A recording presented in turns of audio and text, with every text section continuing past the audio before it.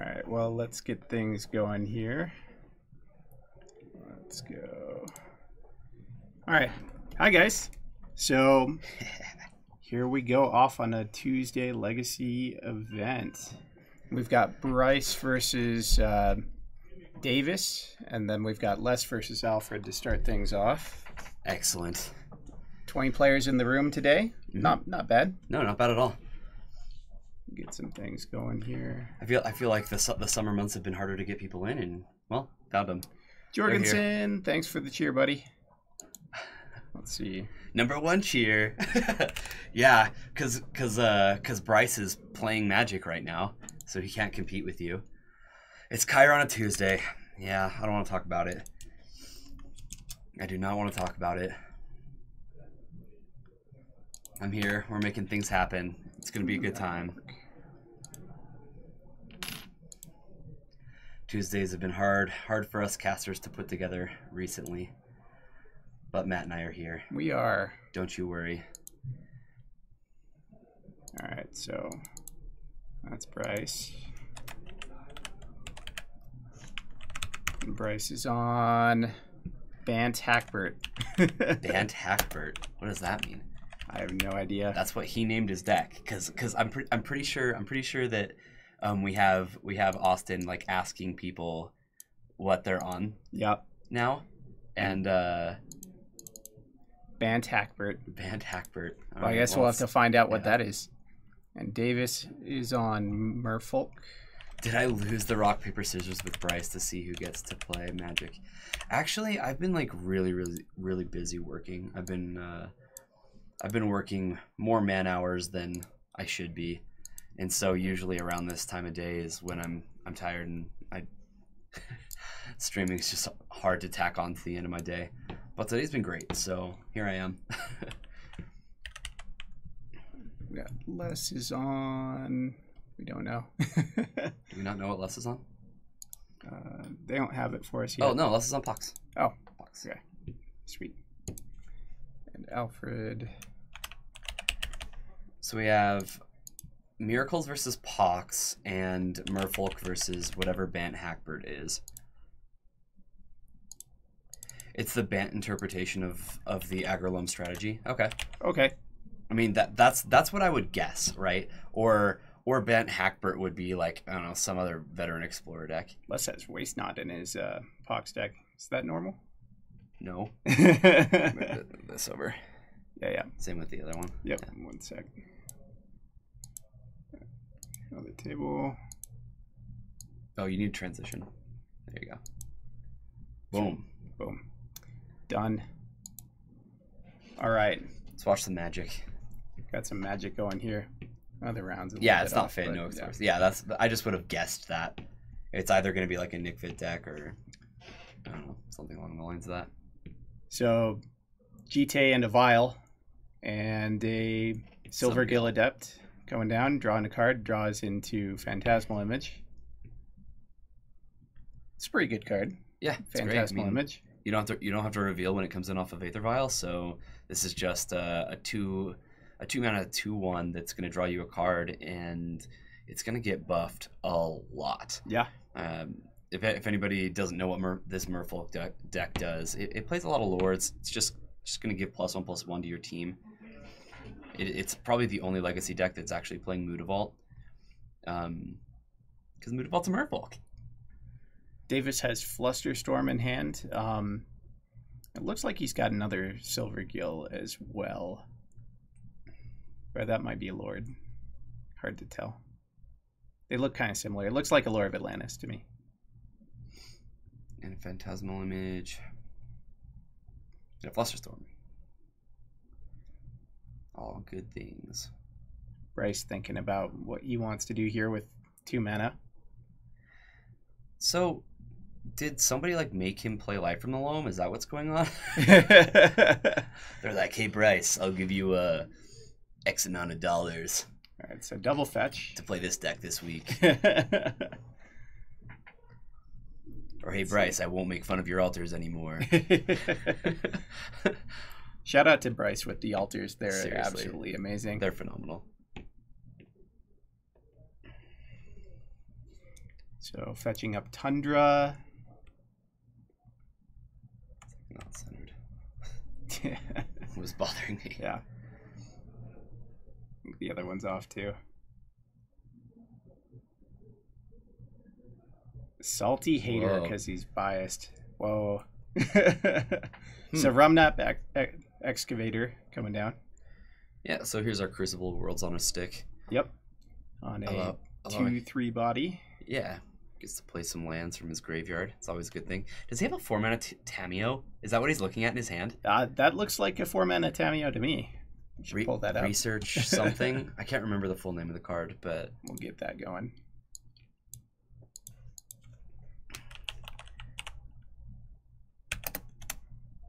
Tameo Field Researcher. That was close. You were. Close. Yeah, that's in Bryce's hand. He can cast it next turn as long as his Ramanep Excavator lets him play a land from his graveyard.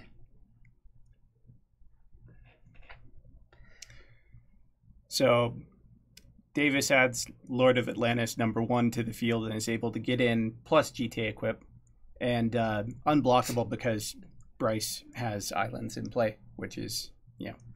Sure. Well, Jorgensen, you forgot the comma. Yep. Come on.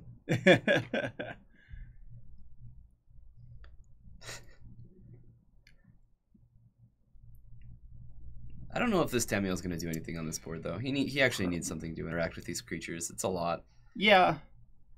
It's just a little slow here, right? Mm-hmm. Like. Yep. So he's going to play the Misty Rainforest from the graveyard. He's got a Mox Diamond.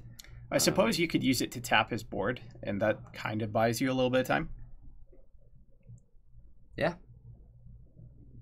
Yeah. So he'll discard a Caracas to the Mox Diamond, and now he's got all the manas.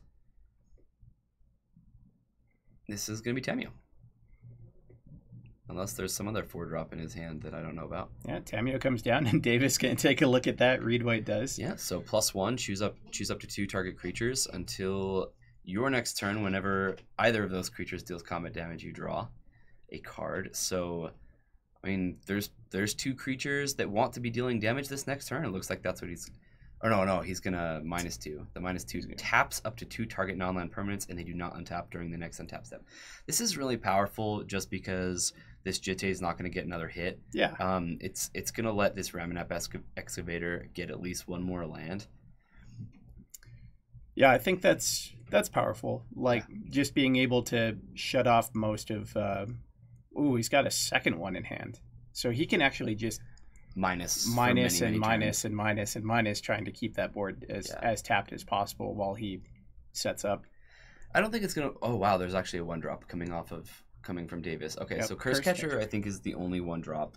This is a Chalice deck, so aside from the vials and the Curse Catcher, sure, yeah, it's not often that you see something come in on 1 from the vial from this deck. Curse Catcher is going to be able to take out that Tameo if it wants to. Due to the power gain off of the Lord. It looks like we're going to equip over to the Curse Catcher as well. Yeah, that's swings at Tameo, unblockable. And if I'm Davis here, I think I would use every single counter on Jitte to clear the board. He doesn't. Did he forget his Jitte trigger? I think he might have. Which is weird because he purposefully moved it over. It looks like. Okay. Looks like yeah. He might have announced it and not like.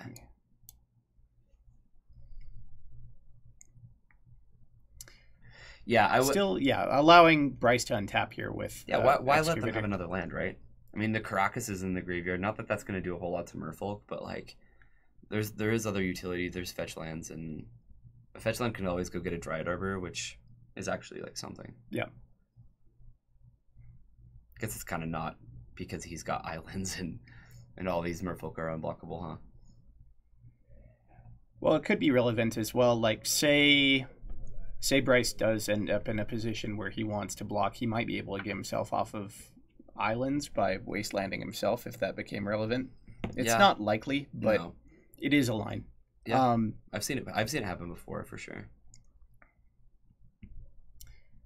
I think if you're Bryce, you probably just want to play the next Tameo and keep a couple guys tapped. He's going to get in for 3 to start things off. Um, I have no idea why you'd attack into 2 vials on 2. But I don't know either, but if I was Davis, I'd be like, I'm taking. no fear for Bryce here. No fear.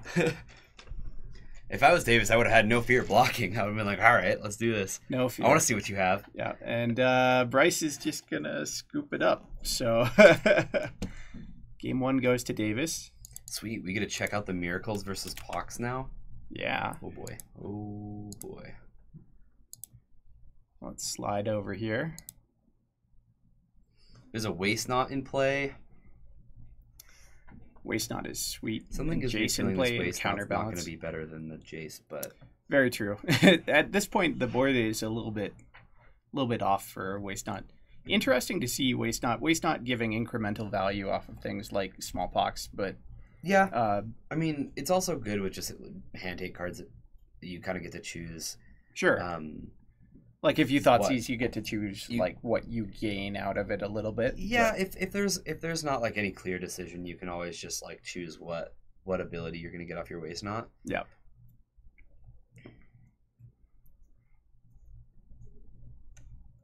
It's actually like a pretty good card in Pox. You know, I don't see it a ton, but then again, I don't see Pox a ton. Yeah, it's interesting. I always kind of think of Waste Knot as a more all-in card where you want like big hand discards that's like a to set it up. Or Shrieking Affliction and the Rack kind of a deck, not Smallpox exclusive. Like, I feel like Pox is trying to like hate your opponent out and like make it so they can't do anything. The discard deck, yeah, I usually play Smallpox as well, but maybe he's leaning that way a little bit more this time. Well, it looks like this factory's gotten Alfred down to 5, so there's definitely some work being done here. Yeah, Les isn't even looking at the Jays. He's like, nope. This factory has some work to do, and here's where it's headed.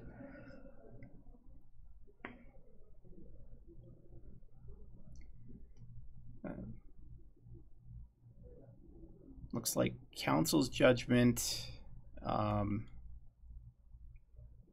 Brainstorm, and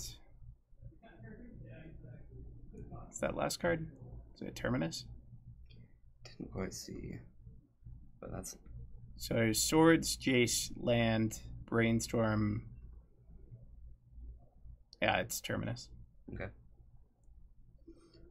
Okay, so he has a Terminus for that that creature land if necessary next turn. He's also got Swords, so yeah, a couple different answers. Should be plenty. I wonder what Les has, because he's got a white border card in his hand now. That's not a land.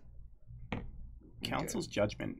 Okay, that's interesting, because this is going to stop Alfred from being able to interact with that man land this turn. Yeah, that Waste Knot should have gone to exile. He Yep. put it in his graveyard. I don't think that's going to be too relevant, though. Yeah, probably not.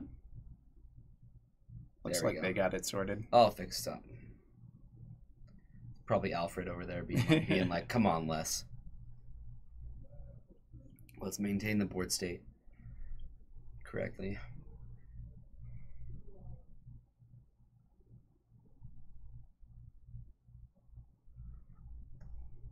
Yeah, and what do we got here?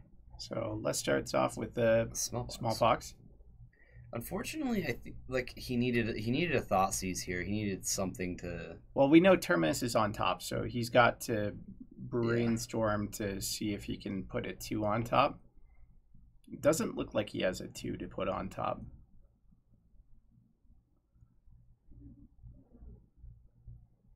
I just don't think this Smallpox is very relevant in this game. It does deal 1 point damage, so Oh, that's a good point. Puts him down to 4, which is 2 attacks off of the factory. Yeah, so he discards the Terminus. Yep, and less discards an Innocent Blood, it looks like. No, see, looked like a Swamp Tomb. Oh, yeah, Innocent Blood, definitely. And in for 2, and Les just needs one more hit out of this, and yep, And Alfred goes to 2. We do know that he has swords in hand. yeah, but if a discard spell comes along, it could be good enough. Definitely could. Alfred definitely on the edge of losing this game, but it's not that hard to imagine a spot where he just draws enough answers to lock less out. Yeah, I think Alfred's still quite favored. I mean, he's got Jace. He can situate things however he wants, and it looks like looks like we're Jace upticking.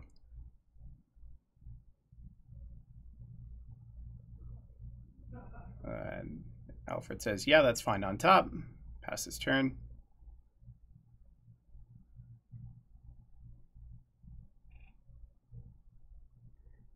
He should have entreated that turn. Did he have entreat? Did he have entreat? I thought it was a terminus. Pretty sure it's terminus. All right, there's the Swords to Plowshares, and I think Jace will take this game away. Yeah, likely Jace is just going to start running away with this game. It looks like our other match started back up, so why don't we flip back over there? Yeah, I think that's good. So we have a turn 2 true name versus a couple lords.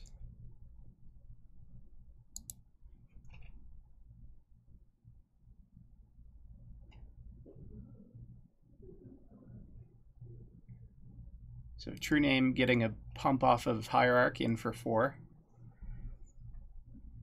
Brainstorm coming down with a nice altar by Bryce. Plays with his own altars. I swear it's like cheating.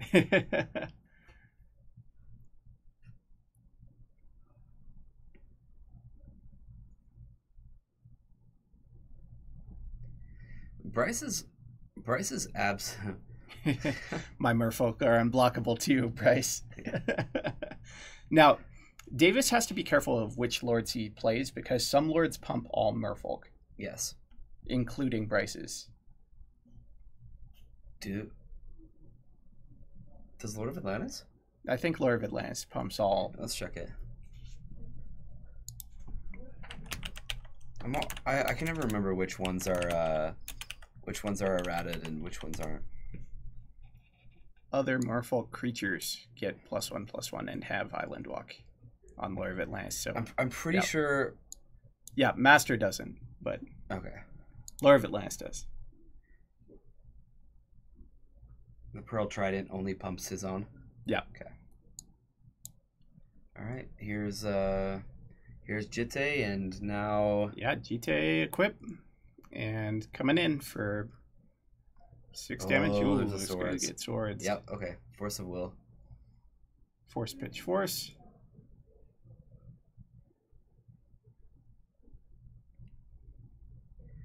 Yep. Yeah, and if I'm him, I'm just killing both of these. Davis says, I got that covered. I think you're at an awkward point where you'd love to hold true name on defense, but you just can't because he's got Island Walkers. Does Davis have any cards left in hand? It looks like he's hellbent to me. Well, there was an attack, so Bryce must be pretty confident that he can take out. He just has to. He can't block. Yeah. One thing he could have done is he could have held back here and tried to swords and then block the other one. But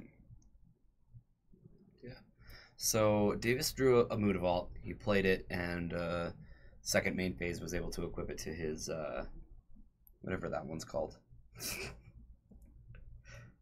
Can't remember. Yeah, Jorgensen, I think he probably should have taken 4 there. Is that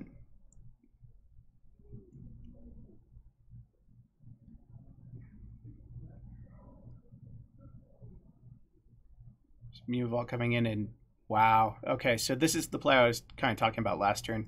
Swords number 3. You get to swords the Lord, and then you get to block. Yep, no counters for Jitte, and now Davis is in a really tough spot. Well, it's a vial. Okay.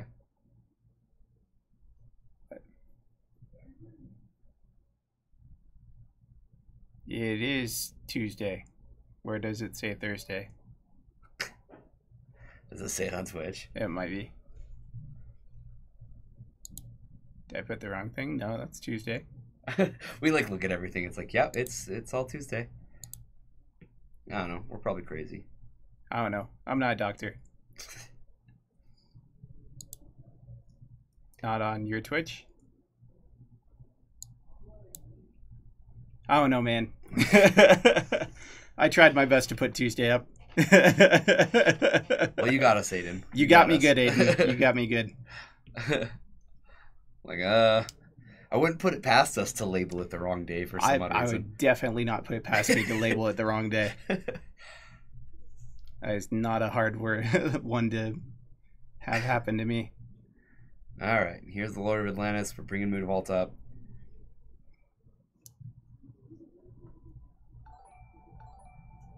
Aiden, thanks for the follow. Thanks for the follow, Aiden. And okay, so this is a Blessed Alliance? Or Blessed Alliance, yeah. Love you guys. Aww, cute. Yeah, so this gets the Moonvault, and I mean, at this point, so Vile can't bring things in. Correct. Until like Jite can somehow deal with the Containment Priest. I mean, Davis's creatures are still unblockable, right?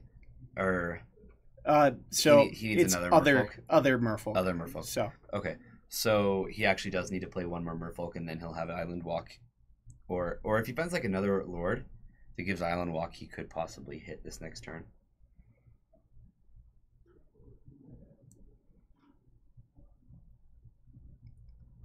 Do you think Bryce is actually scared enough to?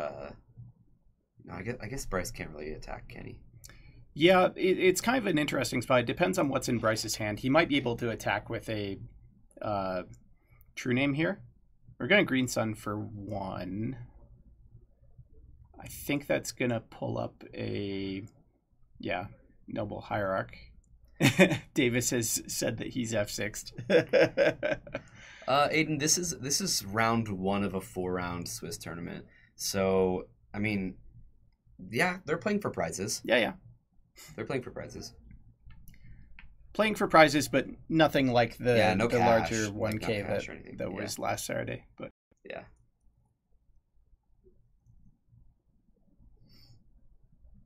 They definitely want to win. I mean, I don't know. Maybe they don't. Maybe they don't.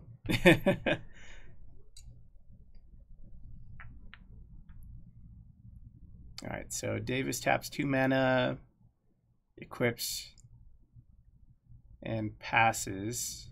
Oh, is that right? Oh, yeah. Hang on. We'll catch that. Hey, Bryce, hold on for a sec.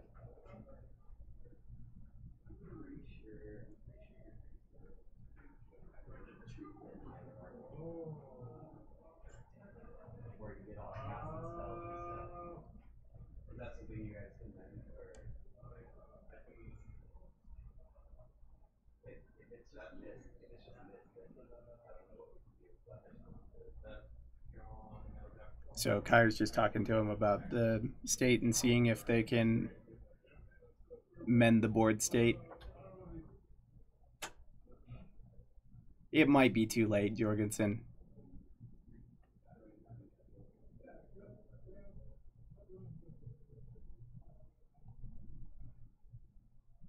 Yeah, good point out by chat.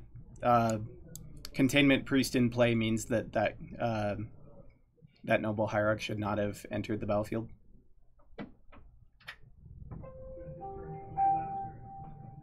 Yeah, so it's just a little too late for that, but yeah, we'll see. We'll see what happens.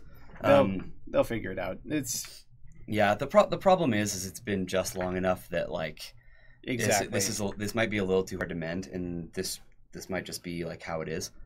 Yeah.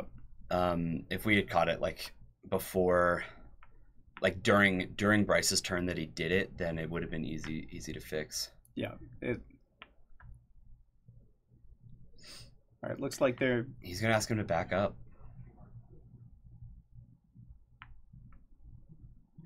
Can they each back up a turn? I don't know. We'll see. This is a casual Tuesday night yeah. tournament, so we'll see. It'll be as close as possible, but yeah, it looks like Bryce has exiled his card. They haven't undone damage or anything that I've seen, but they backed up the attack as well, it looks like. So I expected more from Bryce, you know. Unbelievable. Oh, Bryce. Man, I gotta say though, in these style decks, I continue to find Nombos with Green Sun Zenith, because like the deck that I run has has Gaddock Teague in it, and usually I'm used to not being able to cast Chalice or cast a Green Sun Zenith while Gaddock Teague's out, but then there are times where I'll like board in a Johnny Vengeance from the sideboard and I forget. Yeah. Like, oh, I can't cast a Johnny either, and like my Garruk Relentless and stuff, and I don't think I have Containment Priest in my sideboard. Oh yeah. Too, and I don't think I've ever had this happen, or the Green Sun. I haven't had the option to make this mistake. but now that I'm seeing it, I'm like, oh man, I probably would have. Like if there was an option, I probably wouldn't have seen it. I think I would have too. I don't know. It's one of those things where it's like, is Containment Priest like a selfish thing, or like is it just is it like a world type effect, or is it right, you know, just affecting your opponent? And these are important things to remember. Well, it looks like we're going to see Rexage come down. Yeah, I think you're right. If you kill the GT, then you're able to attack through things pretty clearly, and it looks like here's an Echoing Truth to save GT. Yeah, and that's pretty strong here. That means that Bryce still can't very reasonably attack. He might get in here, but next turn he has to be pretty wary. Yeah, I would definitely get in this turn. It's a little risky to attack with the Containment Priest, but honestly, I'd be pretty okay with the trade. Yeah, I know. It's just sometimes it's just hard for people to remember when, you know, when it's opponent or when it's like a world effect. Yeah. When you bring in cards, you're thinking about how they interact with your opponent. You're not yourself. Thinking about how they interact with yourself. So Davis with his own true name coming down, and GT coming back down as well. And I think the board is flipped a little bit more in Davis's favor again. If he gets to untap with this true name plus GT, that's a pretty good combination of cards.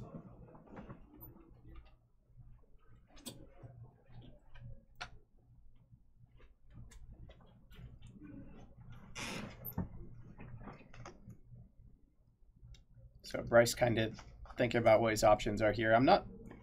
I wish I knew Bryce's deck a little bit more. I feel like I'm kind of trying to think of like what cards can he have in Bant colors to deal with the board right now. There's just so many like that he could have. That game one we saw so little, and now this game, like all we really know is that he's a Green Sun deck, right? Yeah. A Bant Green Sun deck of some kind. A list in Discord. We do not have Discord up at the moment. Both true name and priest to put him to 4. Yeah. I think so too. I agree.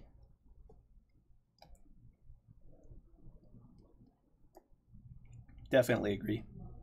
Because that probably forces the Lord to attack with GT. Unfortunately for Bryce, if that mishap didn't happen, he'd probably be in a slightly better position. It's very true. Although Green Sun would still be stuck in his hand, so the board state would be similar, I would think. So here's an all-out attack. I'm okay with this attack, honestly. Yeah. Like he doesn't have very many turns to attack from this spot, and I think it's pretty necessary to try to put in damage now. So true name can't be blocked.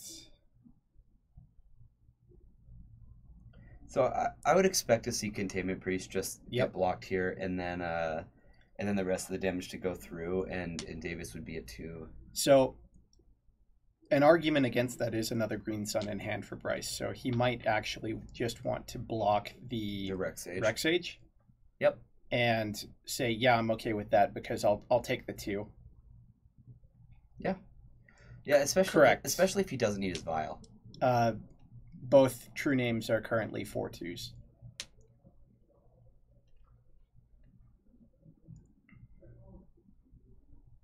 And down comes a Knight of the Reliquary. So wait, he got hit for 6, so David should be at 1? Should be.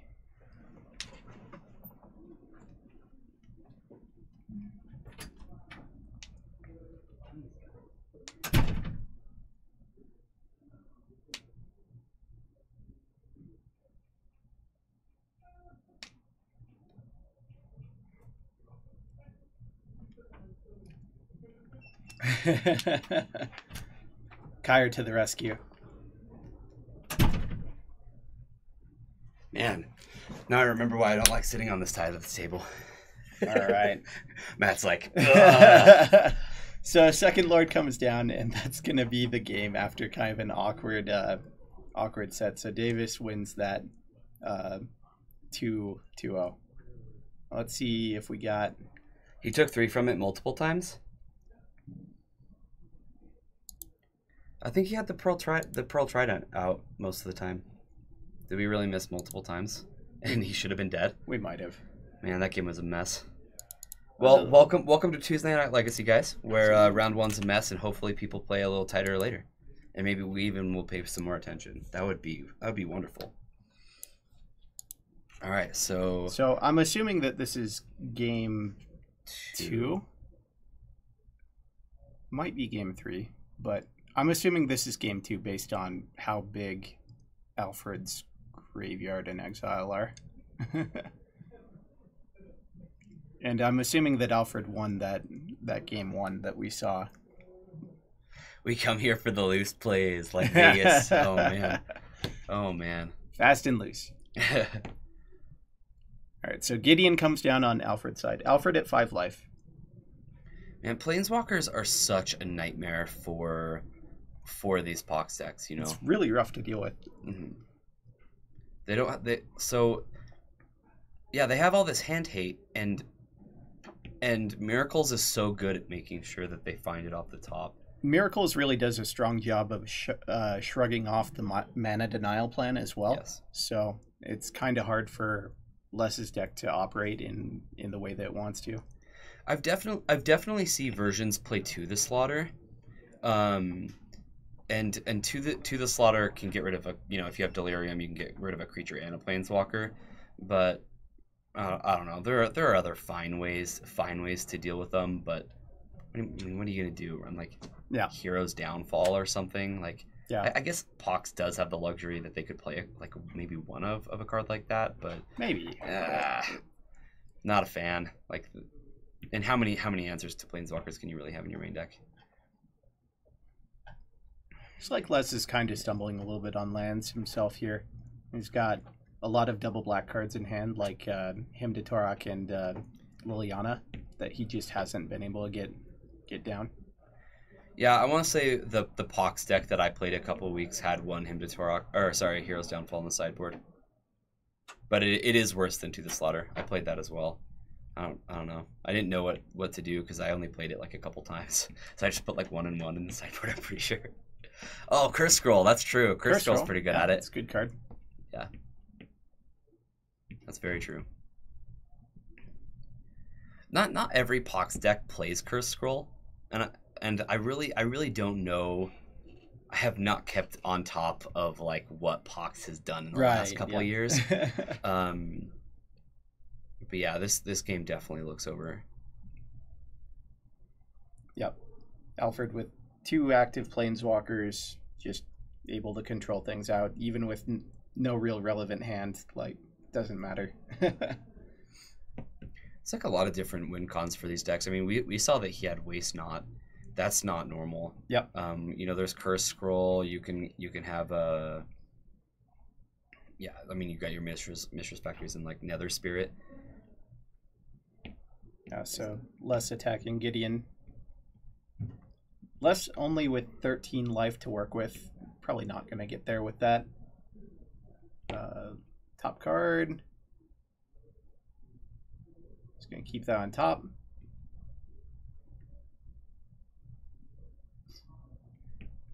Alfred with Predict and is that a Snapcaster I saw?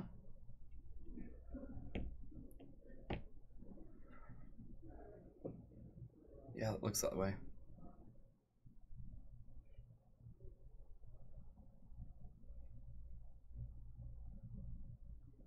All right, Les untaps, draws his card, plays his factory down. Not exactly the one he was looking for. Not exactly what you're looking for. Les at 6 life is unable to really attack here profitably. Yeah. He'll have to block Gideon just to live, and I can't see at this point getting a second black mattering. Can't see it.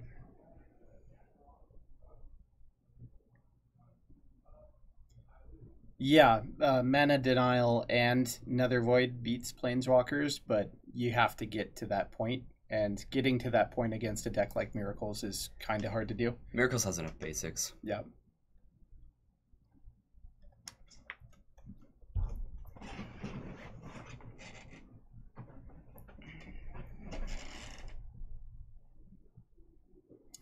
So what would Les need to do to win this game? He'd need to top deck something like Urborg into double Smallpox and somehow not take enough damage off of the attack to die, Not gonna and happen. also not like lose his manlands. So you think Stax is better than Pox? I think they're both fine, and I think that one is probably like slightly better than the other. I'm not really sure which one. My experience with these decks are very limited. I do think they're sweet, but they've got some issues for sure. All right, so double activate.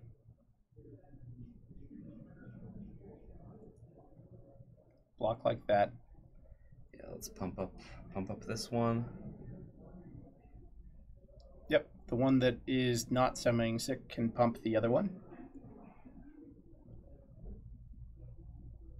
Snapcaster, and then what do we have here? Swords. We have Swords Pushers. Looks like it. It's like a disenchant. Disenchant will do it. Yep, that's going to get disenchanted. And Les looks at the top card.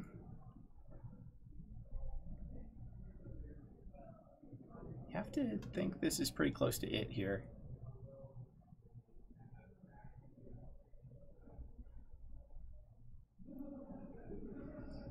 Oh, definitely. And Yeah. that goes for like every attrition deck, Nate. Like, Okay, a lot of them have so that same Dark problem. Ritual.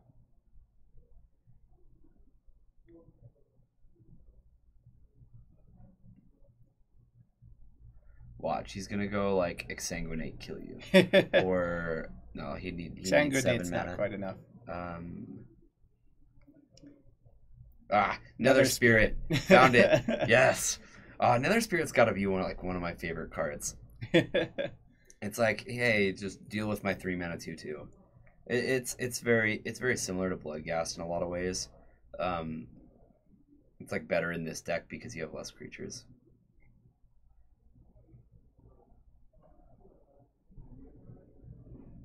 Stacks just makes the game inefficient for everyone else. Mm-hmm. But it's a fun inefficiency. Yeah.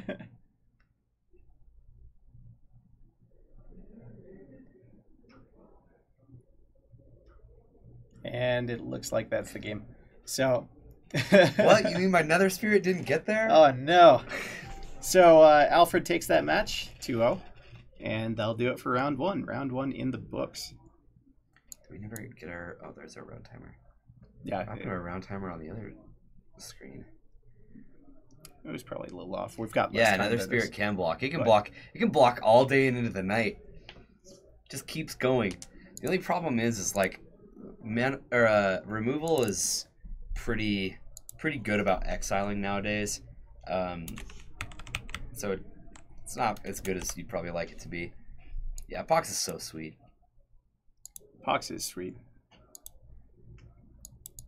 Yeah, it's kind of unfortunate when matchups like that happen because in order for a deck to beat a deck like Miracles, you need to have disruption backed by a threat. Mm-hmm.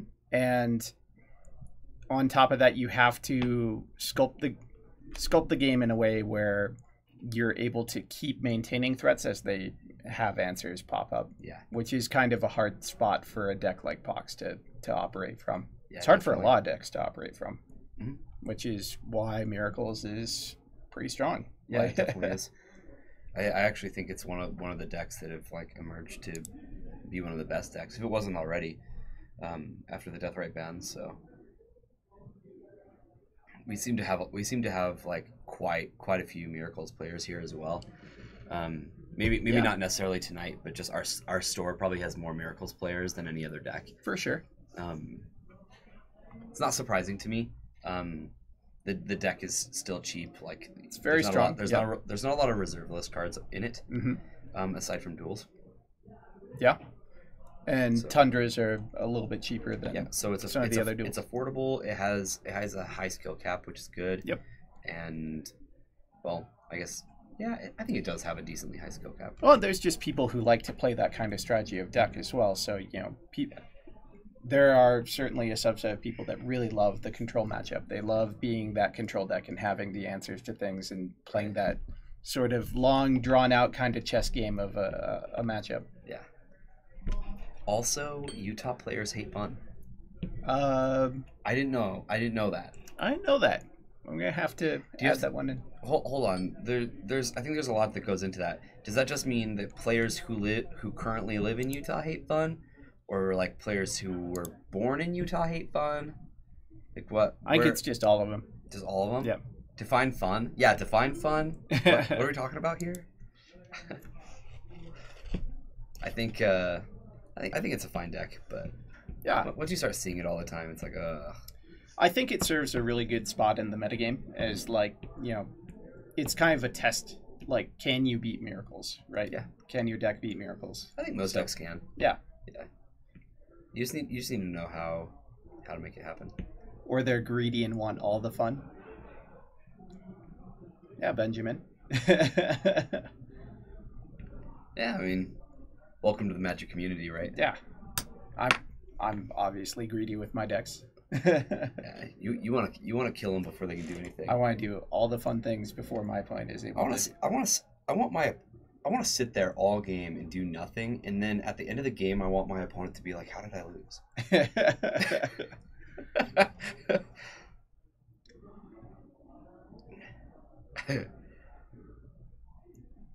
There were 0-1 Miracle decks on Saturday. True. Yeah, not many Miracle decks in the room on Saturday, but No. Kind of a different subset of players from our usual turnouts here, I think. Yeah, it was a little different for sure. I mean, I think my rounds were all over the place, my matches. So yeah, so what did you play against in Saturday? Round one was against Sultai, and I won, and then I beat kind of a post Eldrazi deck. Okay. It didn't have like monoliths or anything. It was really like this weird mixture between the post version and the Stompy version. Interesting. Just had elements of both of those decks. And I beat that round 2, and then I lost to Jund on camera. That was a lot harder of a matchup than I was anticipating it being. And I played like garbage. And then I lost in Death and Taxes in round 4. That was Trace, my roommate. And he had some real good draws. And yeah, I just kind of rolled over in that one. And then last I played on camera another Sultai matchup, actually. And I lost on camera as well. Huh. Made some bad board decisions. That Punished. Lost three win-ins to our Saturday event. If anybody can make that happen. That's when I was like, oh, maybe I should just be casting.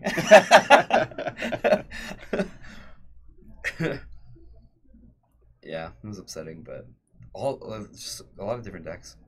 Jund and Legacy, yeah. I wasn't counting on it either. but you know he had what he needed. My deck is the deck that I'm playing is very slow and very threat light. His deck is very removal heavy and his threats are very efficient. It top aided. Yeah. Yeah. He creamed me. Like it was not close, and I was definitely surprised to see that. But yeah, Jun's kind of in an interesting spot where lost death rate. So. It lost death rate, which is a big blow. But I think the format also slowed down, so it's probably still fringe. Yeah. Like, I don't know. Drunken Bandits, I'm not entirely sure. Like Let's see. I mean, we have the deck list. We've got some deck lists. Oh, then if off of the deck list I can definitely tell you. It was rich. Oh, let's put there it is. Right.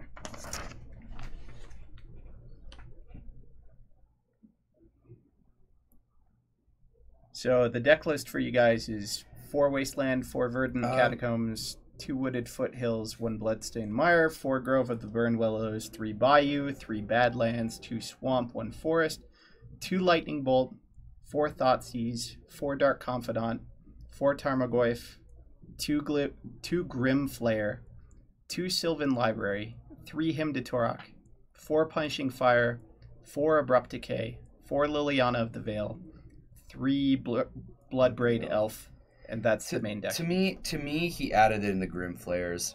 2 Sylvan Library wasn't entirely normal, and 4 Punishing Fire isn't really normal either.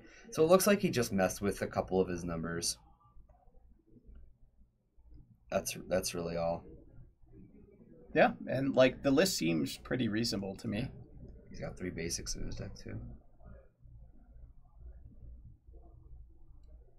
Jorgensen says comedy equals time plus tragedy. So true. So true.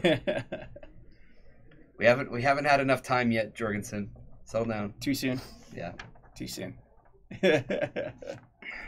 Yeah, I mean the deck list seems pretty solid to me.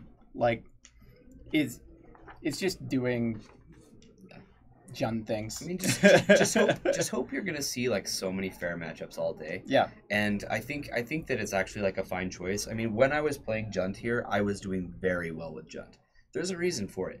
We don't have a lot of Sneak and Show here. Sure. We do not have a lot of Storm. Yep. Our Reanimator count is probably the lowest it's been in a long time. Just combos kind of been pushed out of this store, and Jund is really, really good at beating. It beats fair decks. Fair decks. Yeah. So like it wants to see those Sultai control, Grixis control, miracles. Like it will outvalue and beat those. Definitely. So yeah, it seems fine, and it definitely proved itself. So for Jund and 4-color. Yeah, 4-color loan's been great. Mm-hmm. Yeah. Wish you lived there. You could play Painter. You can come visit. Well, if you're ever in the area, you should definitely come down and play Painter. What's your Painter flavor? It's a good question.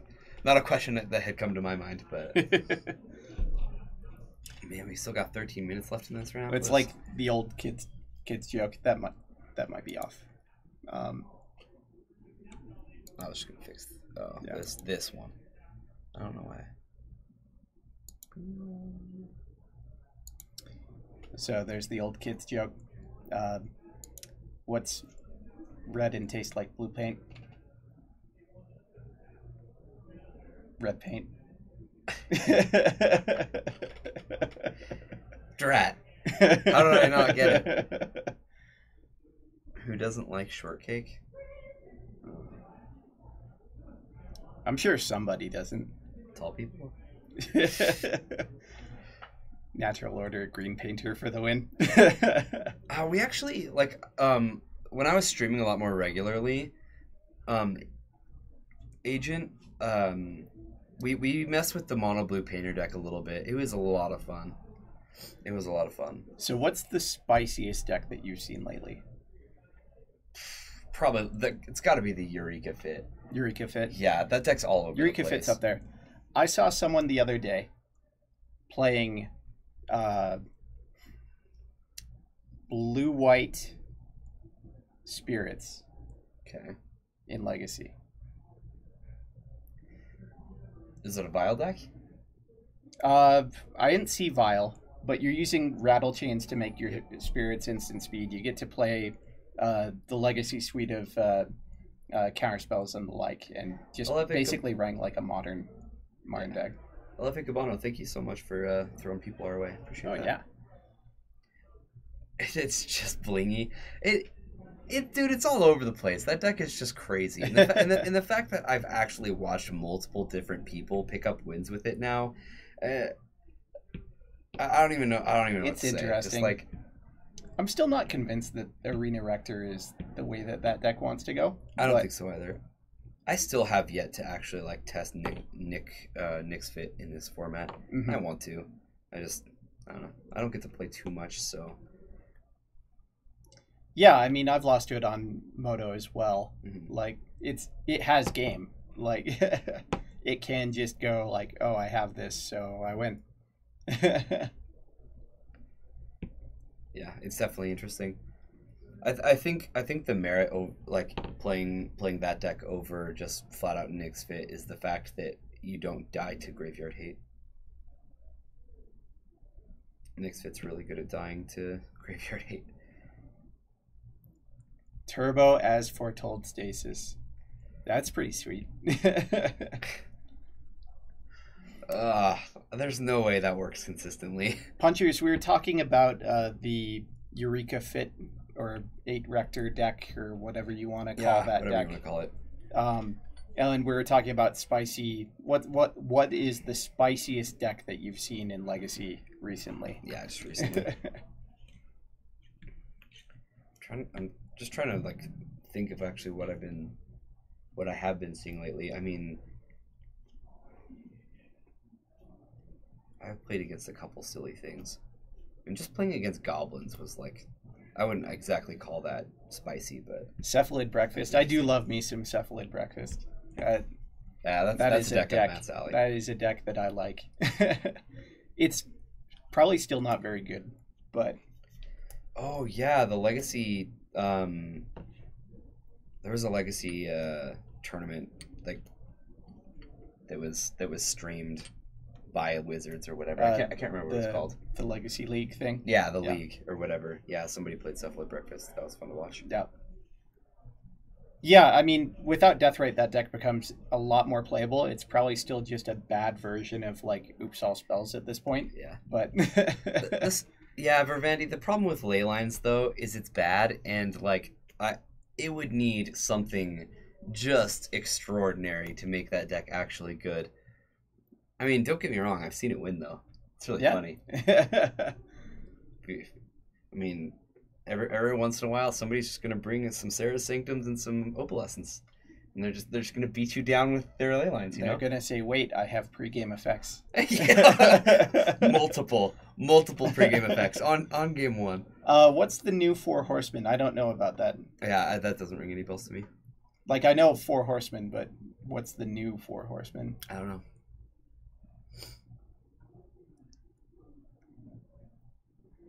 Problem with ley lines is it's bad. Top tier insight right there.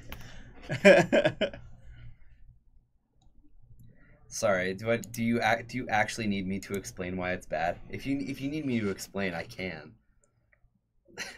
I feel like you guys are smart enough to figure out why.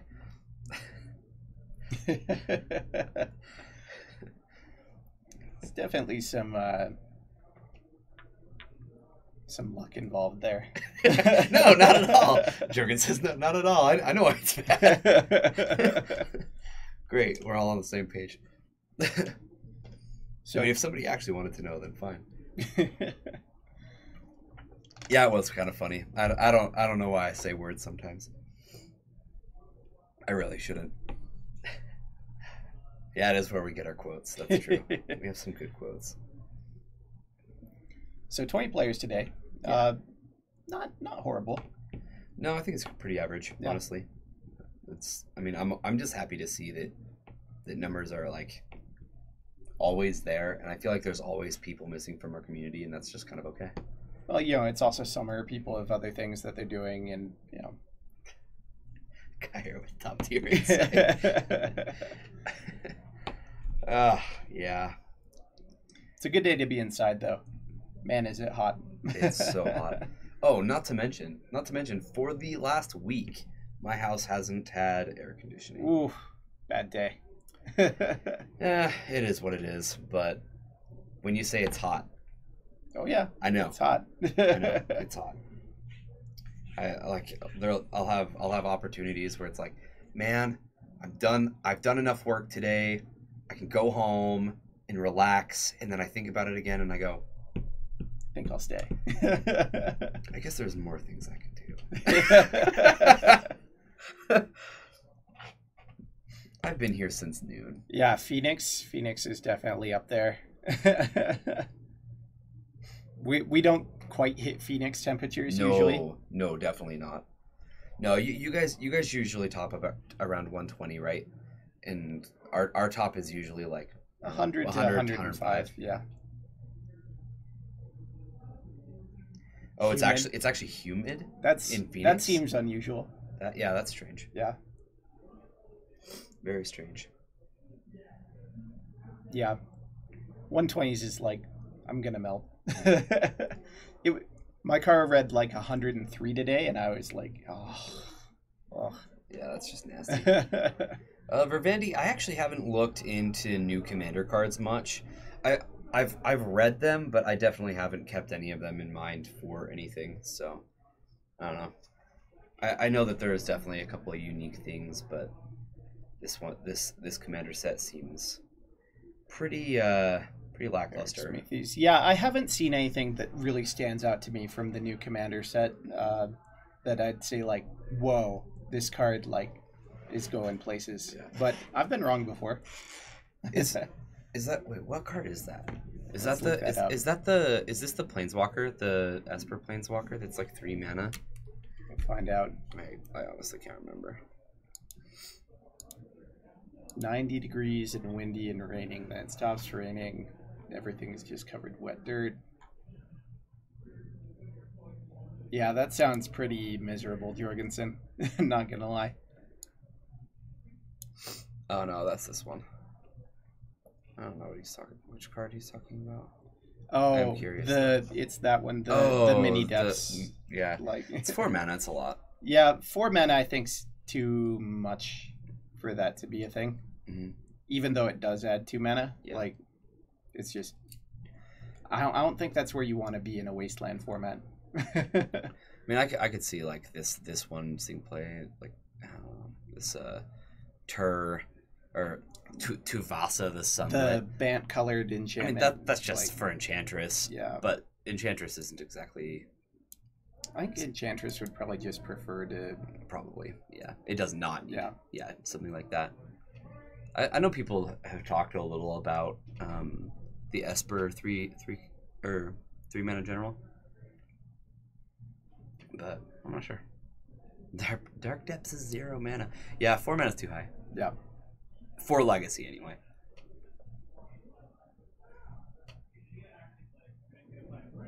Blowing the dust off blue-green Enchantress. Yeah, I've seen some Enchantress decks online. Most of what I'm seeing is green-white as your colors to go off of, but blue-green's sweet. You get to play cards like Cloud of Fairies and stuff like that. Jeez, Bear with Two Guns just comes in here and just like starts like firing back at us like crazy. Good to see you, Bear with Two Guns.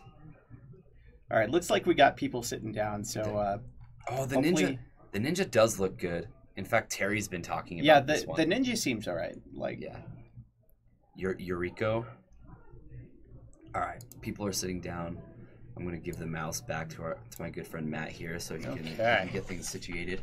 So we've got Josh versus Brian and James versus Corey. So Josh on his normal deck, which is Miracles. Brian on his normal deck, which is Food Chain, or as he likes to call it, the Democratic Republic of Griffin. And we've got James on Miracles. We don't know what Corey's on yet. I don't know. Maybe they'll type out and tell us what he's on as well. Lots of Miracles. I mean, last round we saw Alfred on Miracles, and this round we're going to see two different people on Miracles. So definitely interesting.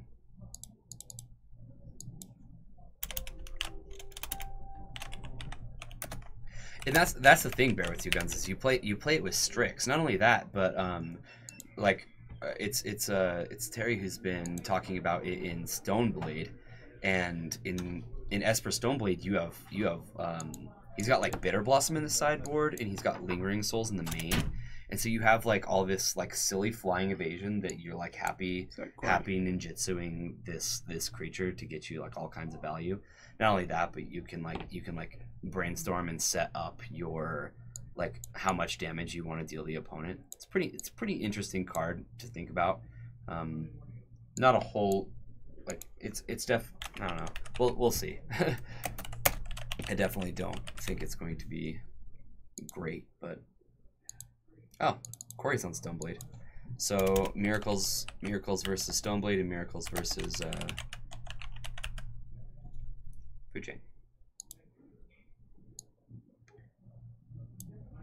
Did I get that right? These two? Yeah. I believe so. All right. So what do you guys want to watch? Food Chain or Stoneblade? It's Miracles either way. Miracles either way. I kind of wish the Miracles players were playing against each other and we could just like avoid it, but long time no chatty. Hey, welcome back. Hackbert. Good to see you. Bryce named his deck after you. He did.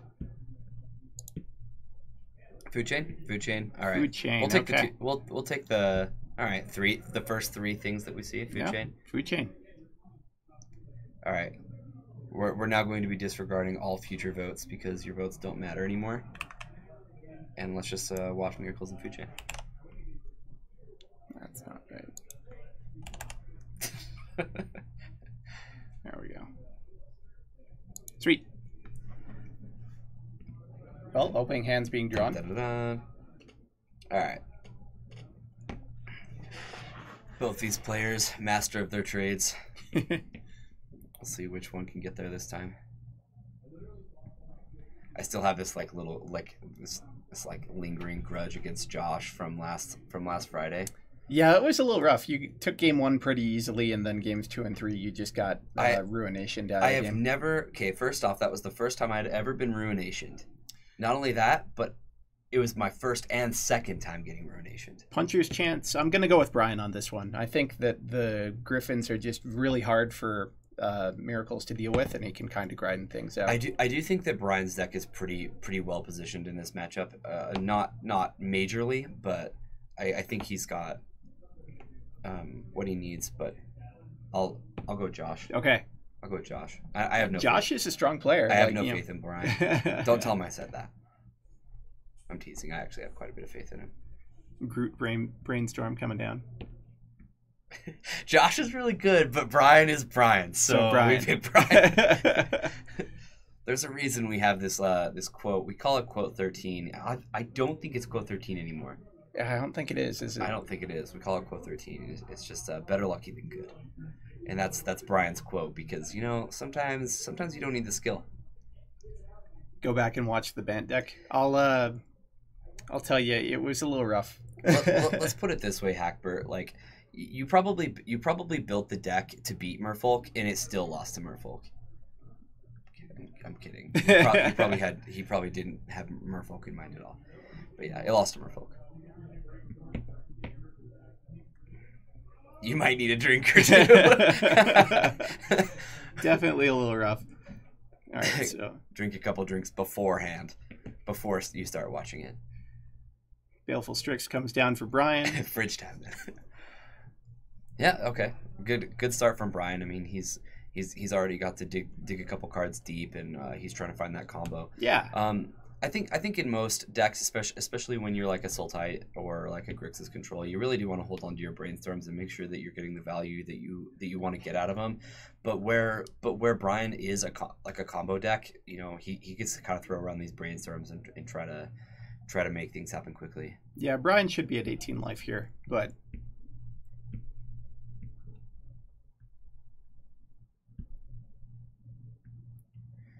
I'm sure that Josh has the life totals correctly on his pad, but maybe yeah.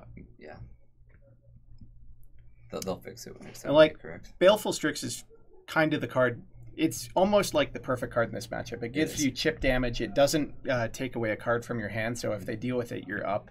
They like never counter it. Yeah. Is he Emrakul combo or Walking Ballista? I'm like 99% sure he's Walking Ballista. I believe he's Walking Ballista, unless he drastically switched his list recently. Yeah, I don't think he has. I know that when Deathrite Shaman left the format, he tried out Emrakul again, and I want to say he was unimpressed. Yeah. And so he's sticking with the Ballista. Yeah, I think Ballista is just where you want to be with the deck right now. Yeah. Okay, yeah, this is strong from Brian as well. Getting rid of counterbalance is always something you want to do. Oh yeah. Especially when you're facing a player who knows how to use it efficiently. Abrupt Decay is a great card to have main deck.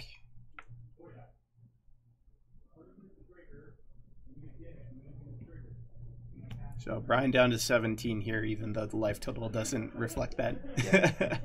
It's about time we saw Brian actually have respect for his deck and get some like decent basics for it. That's a good basic. That's an APAC. Yeah, I'm actually kind of proud of him. Yep. Yeah.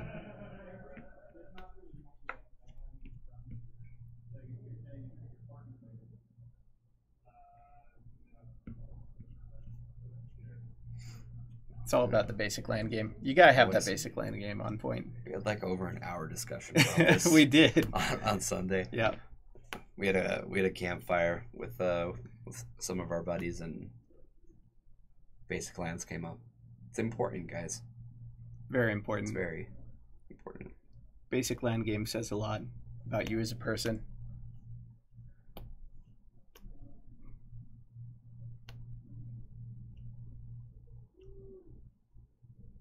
All right, so Josh brainstorms.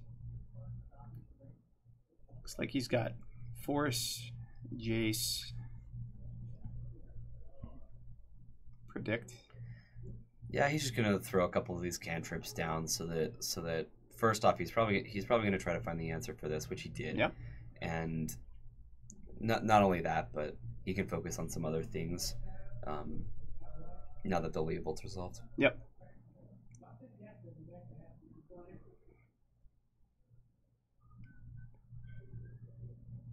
Leavold, another strong card, like definitely needs an answer and replaces itself when it dies most of the time. And Swords is going to get forced here. Carry on Lich, I agree. Revise lands. Oh bueno, come on. Have some respect, you know?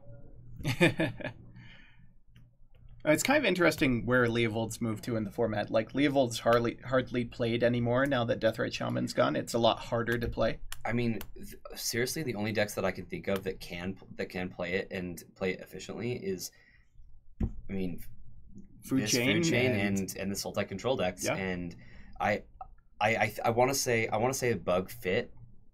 The Nick decks will play one, but really that's not nearly not a lot. Not nearly the amount of Leavold that we had previously.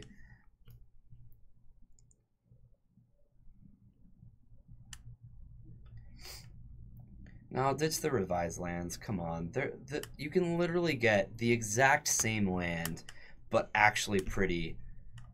Then why would you settle for revised? Yeah, why settle for revised when you can take a beta and white border it? Yeah, see? That's totally what I was talking about. Yeah, see, Josh uses betas. Yeah. See, look, and he has an alternate portal land. Those are like impossible to come by. I actually did not know that those lands existed until this year. Yeah. I didn't know that until you showed me that, actually. Just the other night? Yeah. Yeah. So this is the bamboo portal basic. See, Brian is giving his deck some respect, you know? As all good decks need. Mm-hmm. Sometimes you just gotta show your deck that love, you know? Be like, yeah, I'm gonna get the right basics for this deck. Oh, Jorgensen, I am in the same boat. No worries. No worries. Yeah, me too.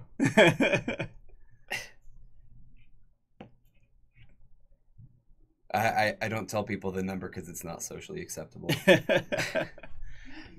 And I do care about that. So Yeah, it's fine, Bear. yeah, I like Arena League lands. They're great.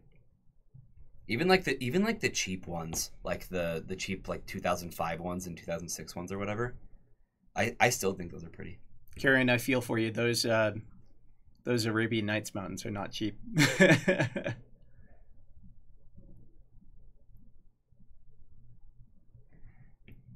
Just investing into real estate. I'm not sure if mine quite hits 4 figures, but it definitely could.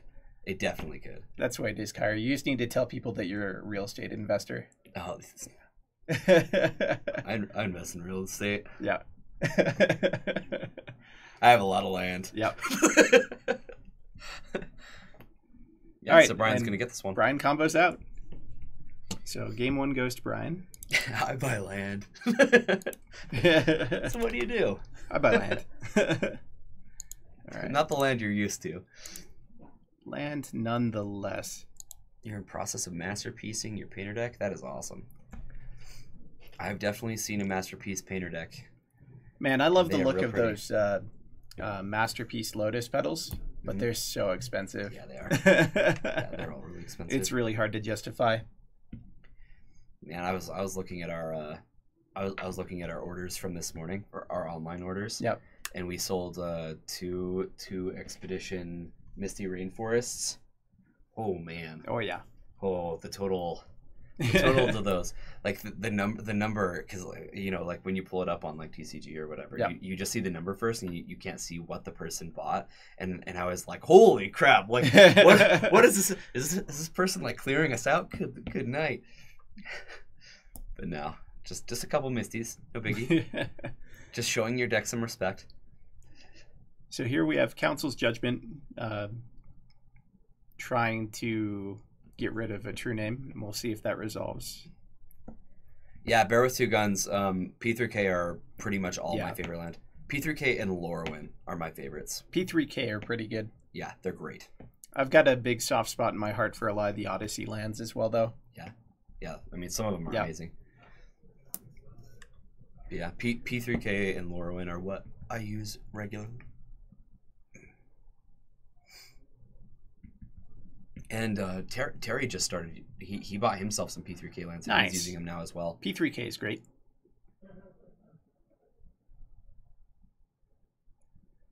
All right, so Spell Pierce is getting forced, and Council's Judgment will resolve. I think they both chose True Name Nemesis. Not sure why. Yeah, I don't know. Yeah. Strange to me. Strange to everybody, I'm sure. You got some P3K islands a little while ago, and you have no idea where they are. I would suggest finding them. They're great. Yeah. And honestly, I think that their price is like criminally low for how great they are. All right, so Corey just with a hard cast batter skull here.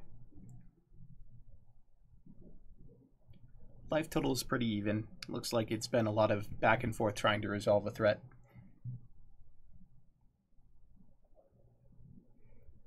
James with 2 Swords to Plowshares in hand. Passes turn to Corey. Carrion Lush says that he can only play red decks in Legacy. That is the weirdest way to say blue ever. Yeah. Red. I'm not sure I understand. Oh yeah, I really like that one. That's a nice one. In fact, I don't think I have that one yet.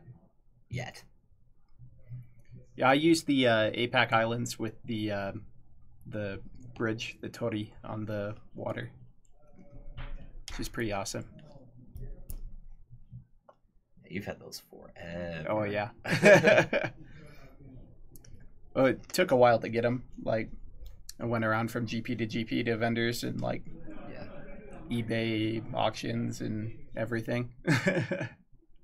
Lands need text? No. What do you need text for? I don't. What? Lands don't need text. Yeah, I disagree with that.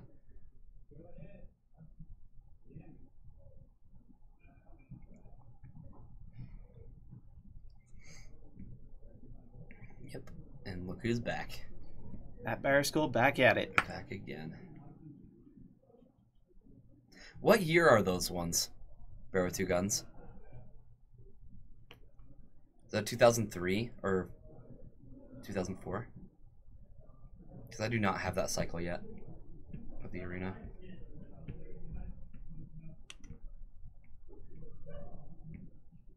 All right. Well, it looks like our feature match is starting back up again. Head back over there. So we'll switch back over. You think it's pre? I think there's only one. I think there's only one that's pre, or like two of them that are pre 2000. There's the 96 ones and the 99 ones. And the 99 ones, I'm pretty sure, are the ones that have the beta art on them. I could be wrong. I don't know. I might be wrong. I'd have to look that up. But I swear those are. I don't think those are pre 2000. 2002, we're probably right. I'm just curious if you knew. You're making me want to buy some basic land, so I want to know, all right? God, useless. Right now, you're in the process of trying to get a ton of different cycles of basic lands for your cube, right? I'd like to get one of every single basic land. Yeah. If it can come in foil, then I'd like it to be foil. Yeah, yeah. So that's something that I've been working on for a I think while. that's a pretty, I have pretty good goal. I have a lot. I definitely have a lot. But I'm still minus a couple big ones. Like I do not have gurus and I do not have the judge full arts. Mm-hmm. Those are probably the biggest ones I'm missing right now. All right, so Brian trying to manipulate fate here. He's gonna get him access to his Mist Hologriffins and his Eldrazi. Ah, the 2003 cycle. See, Carrion Lich get. Ah, There you go. thank you so much. Jeez. Carrion Lich on top of it. I know who my favorite person in the stream right is right now.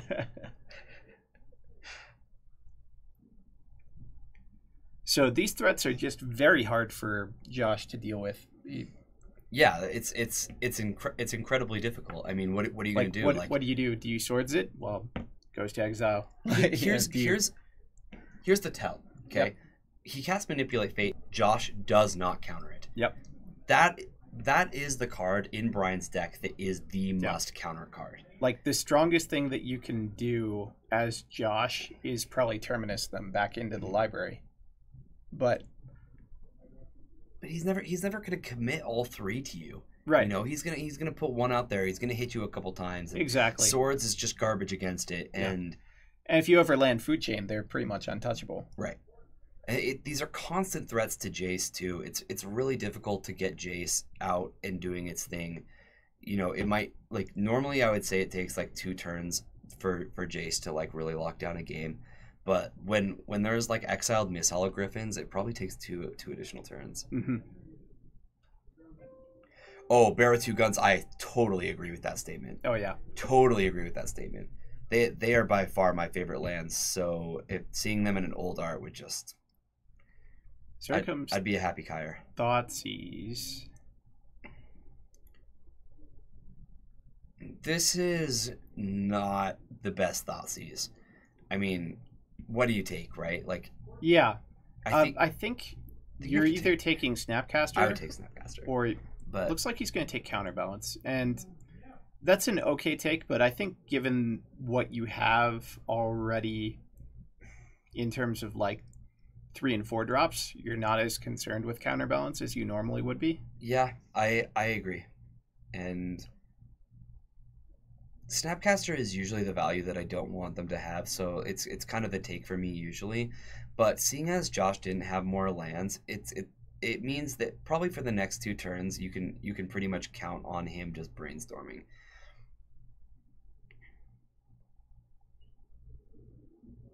It's almost like that's exactly what we're looking at. Yep. Brainstorm the play, finds a fetch, and is able to put a couple cards back and crack that. You were at MKM Prague? That's sweet. Oh, you got an Elishnorn. The Phyrexian Elishnorn, the Phyrexian Yeah, the riding one. Phyrexian riding Elishnorn. That is. Yeah. That is. That's sweet. I think I've only seen one of those in real life. Yeah, I've seen one. It's really pretty. All right, so as canted the play from Josh, and that's a pretty good one on Josh's side. Definitely. With a modern border, yeah. I could agree with that.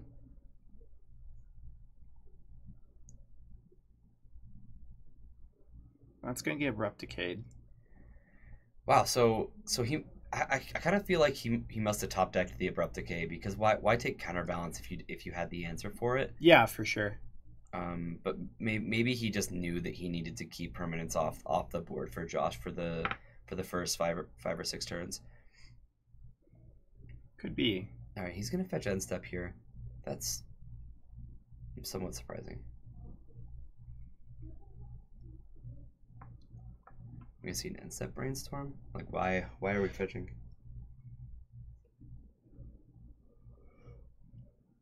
Looks like just to fetch. Interesting. Oh, maybe to shuffle up a previous brainstorm from like much earlier, or I don't know. Yeah, that was slightly strange. All right, seeing new cards. We got new cards and Baleful drawing cards. Strix gonna find him a Misty Rainforest, and I'd imagine likely we'll see an Eldrazi interplay. Yeah, he pondered, but he pondered. He probably just knew he had a land on top then. Yeah. Yeah, good call. Good call, punchers. Fair enough. That'd be the third card off of Ponder. Yeah. So he just knew what that last card was. All right, here's a food chain, and I would imagine that this is going to get dealt with. So it has to. Otherwise, he just is able to play. Yeah, Pyroblast looks really bad at the moment. Yeah, it's going to be a brainstorm. I think he actually needs to find a force. We've got an Engineered Explosives might be okay. Mentor, and what was the other card? Didn't quite see it. Is it a second Snapcaster, or did he shuffle? He's had that for a little while.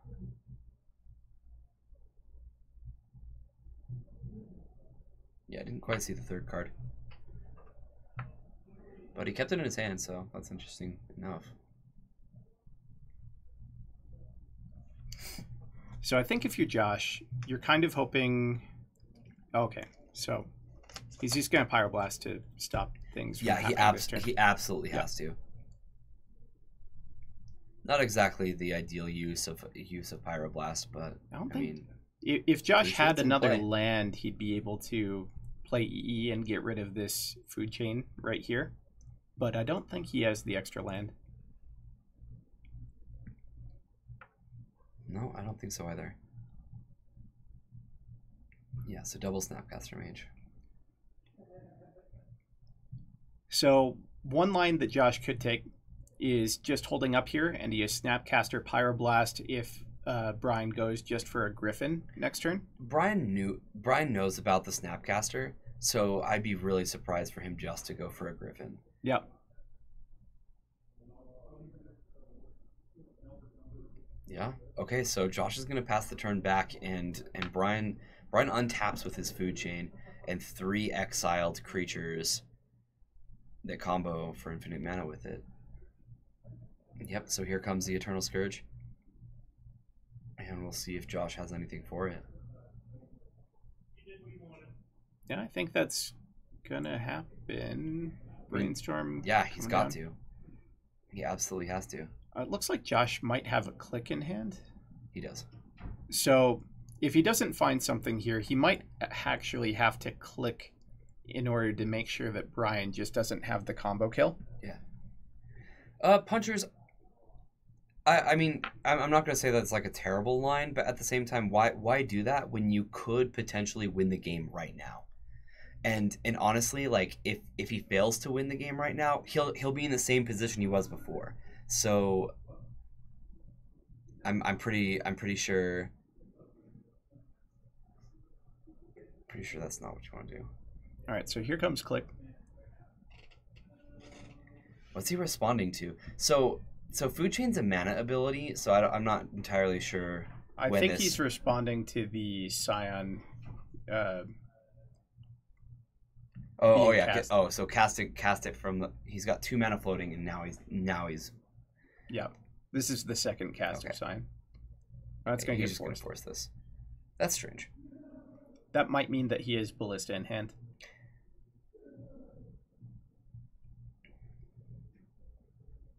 Yep.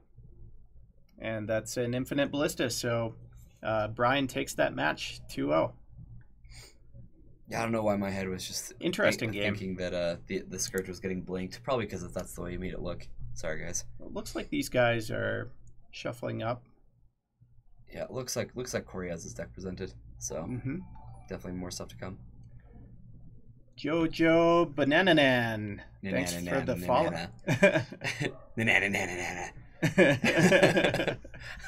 Thanks for the follow, man. So do you think we're on third game here? Second or third.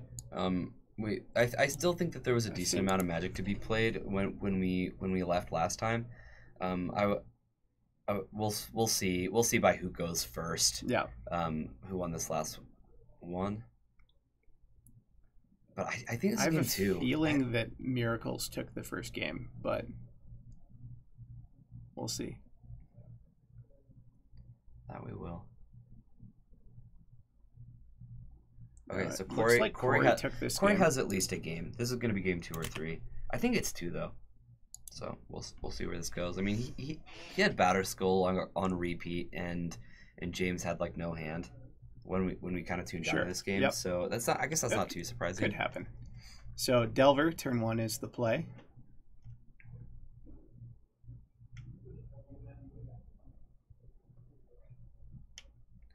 Yeah, I could definitely see this being a hard matchup, but it's kind of on Corey to find a threat and protect it long enough that he can beat out what James is doing. Yeah. Try to make James spend a lot of resources dealing with his threats. Dutch, to answer your question, he definitely has switched a couple of things up. I don't think he has birds or no, I think he does have 1 or 2 birds. Mainly Noble Hierarch. I can't remember exactly the switch that he made, but he's one of the owners of the store, and he'll stream pretty regularly. So if you give us a follow, or if you're already followed, you can definitely just tune in another time when he's streaming. I want to say he and I are going to be doing a Agrolome stream tomorrow or the next day. Nice. One of those days, and you can definitely tune in and ask him about the builds. He'll be happy to answer your questions. Oh yeah, for sure. Brian's actually pretty knowledgeable about food chain. Yeah, he knows a lot about it. Definitely knows where he's headed in each matchup and what needs to happen. Chris Beaver, thanks for the follow.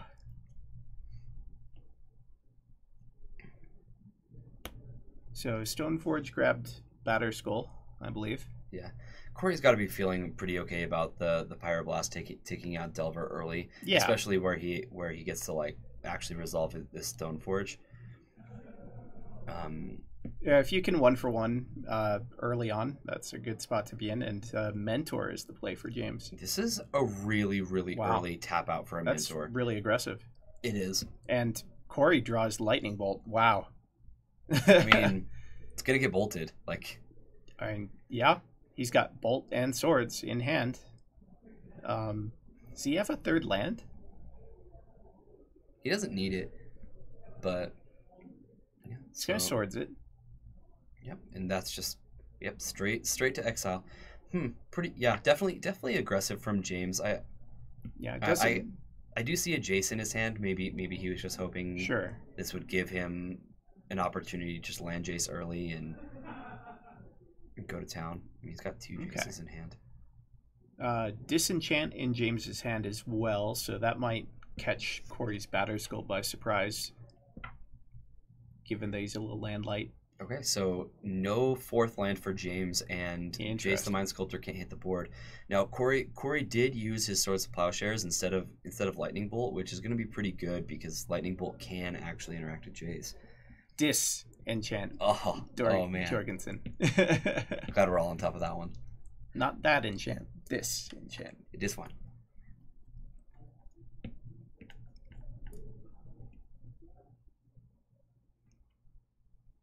So both players kind of stumbling on mana here.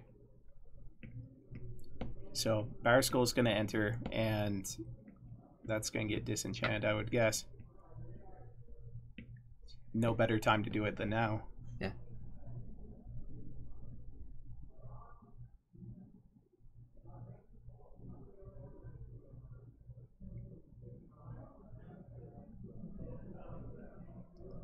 Bye-bye Batter Skull, bye-bye Germ resolve. Token.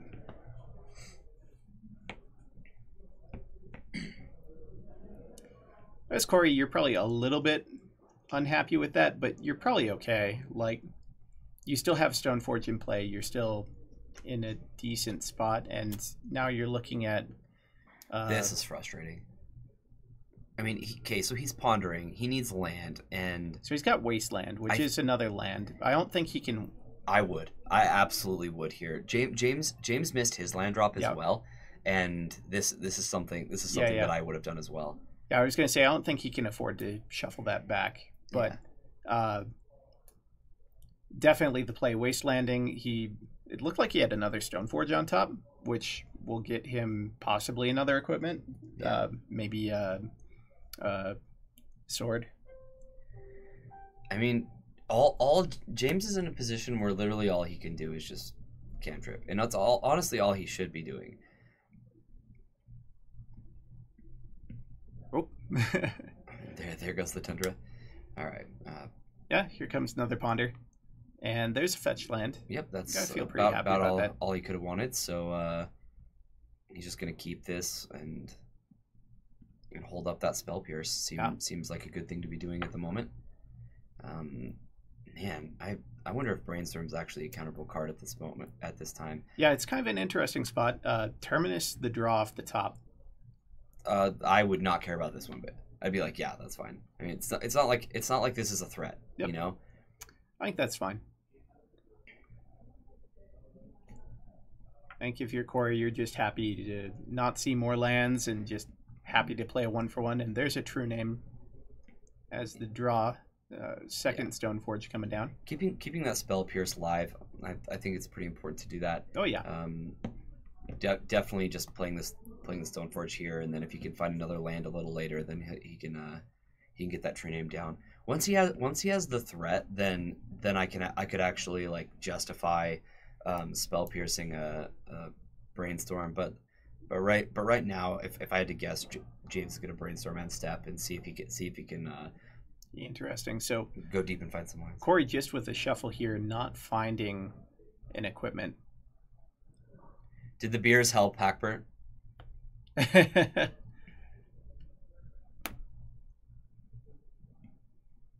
hope they did. They didn't help. They didn't help. 2 wasn't enough. Bad day.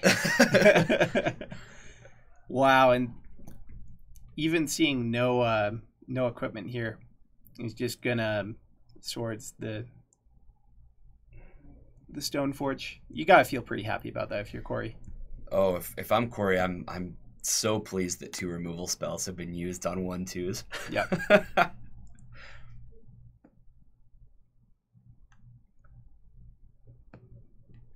So Brainstorm starting things off for Corey here. He sees Wear Tear, Lightning Bolt, and couldn't quite see the third card. Land. Exactly what he wants. Yeah, so he's almost to the territory where like he can be pushing pretty hard. It's pretty clear that he wants to keep. Oh, yep, he's gonna Spell Pierce the Ponder. This is what I was curious about because just thinking about it. I mean, what else was it going to be? You know, it was always going to be this, and I don't think that this is necessarily the best place. 14 months. 14 months, Jorgensen. Wow, thank you. That's insane. What a hero. Seriously.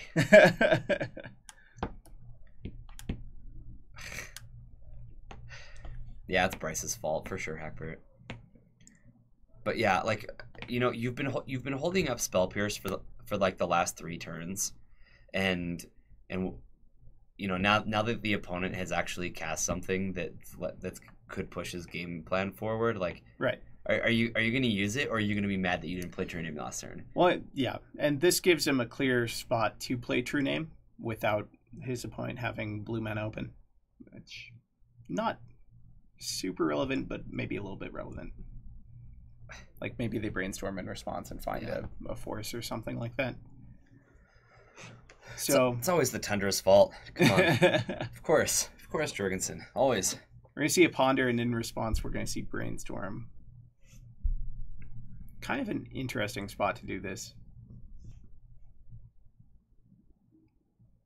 That's gonna get pyroblasted, it looks like.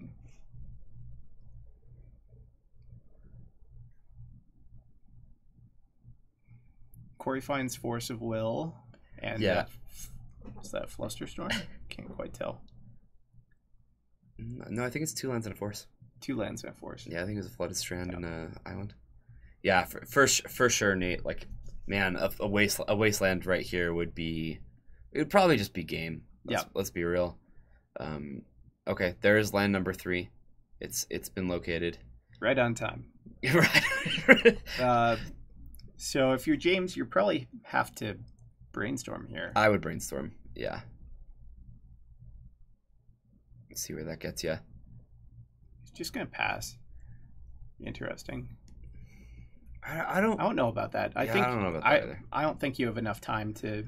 Well, now Snapcaster can just flash back and like take out the brainstorm again, and yeah, I don't know. We'll see if that actually happens, or if Corey wants to save those for like future Jaces and stuff. But he's got 2 lightning bolt. He's not exactly scared of Jace here.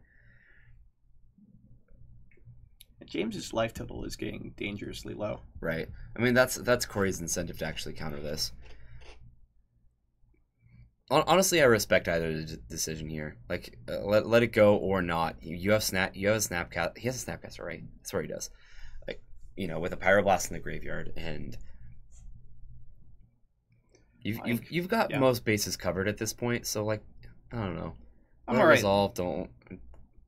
All right, letting that go. It looks like he's going to be able to set up a Terminus on the top here, and that's the reason not to, right? Not to let it resolve. Yeah. We know that Corey has force. He might force this. I would. Just hard cast a force.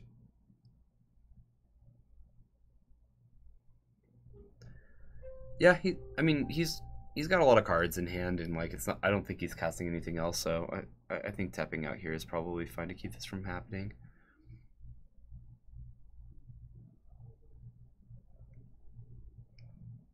And True Name's just such a hard card to deal with that I think it's worth fighting over here.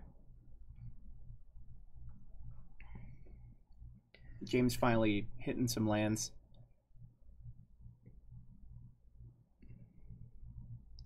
Trying to claw back in. He's got Entreat in hand. 2 Jace. And 2 Snapcaster. 2 Snapcaster.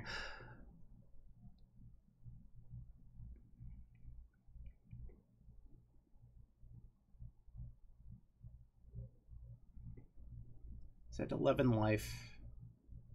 Fetch down to 10. You're still on the 4-turn clock either way, but double lightning bolt in Corey's hand is going to speed that up. Oh yeah.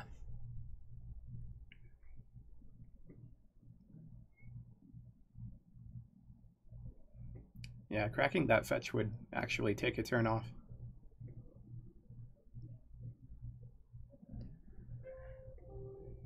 Yeah, I don't know how much James is really planning around double lightning bolt in Corey's hand. That's true. That's like, that's definitely a rough one.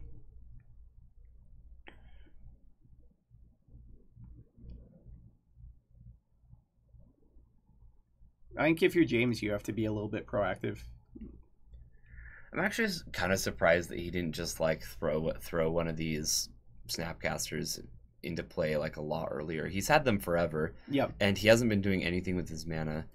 I think a lot of this comes down to that turn that we saw where just turn 3 tap out for a mentor. Yeah. Triple bolt? I don't think so. He just shuffled through his hand. I only saw 2. If he is Snapcaster. That might be Oh, yeah, sure. bolt, snap, bolt. So Snapcaster coming down. And I'm assuming that's going to target a ponder. Yeah. Got nothing else. Okay, so there's a council's judgment. No, it's a swords and a spell snare. He doesn't have a Snapcaster. I thought he did, but he doesn't. Yeah, definitely a rough game. Corey's been able to press this advantage really hard, and James hasn't really come up with what he needs to deal with it. So well, there's a council's judgment. But I think this judgment's going to be a turn too late. Corey in for 3. James obviously can't block. Going to go down to 7. We're going to see Bolt down to 4.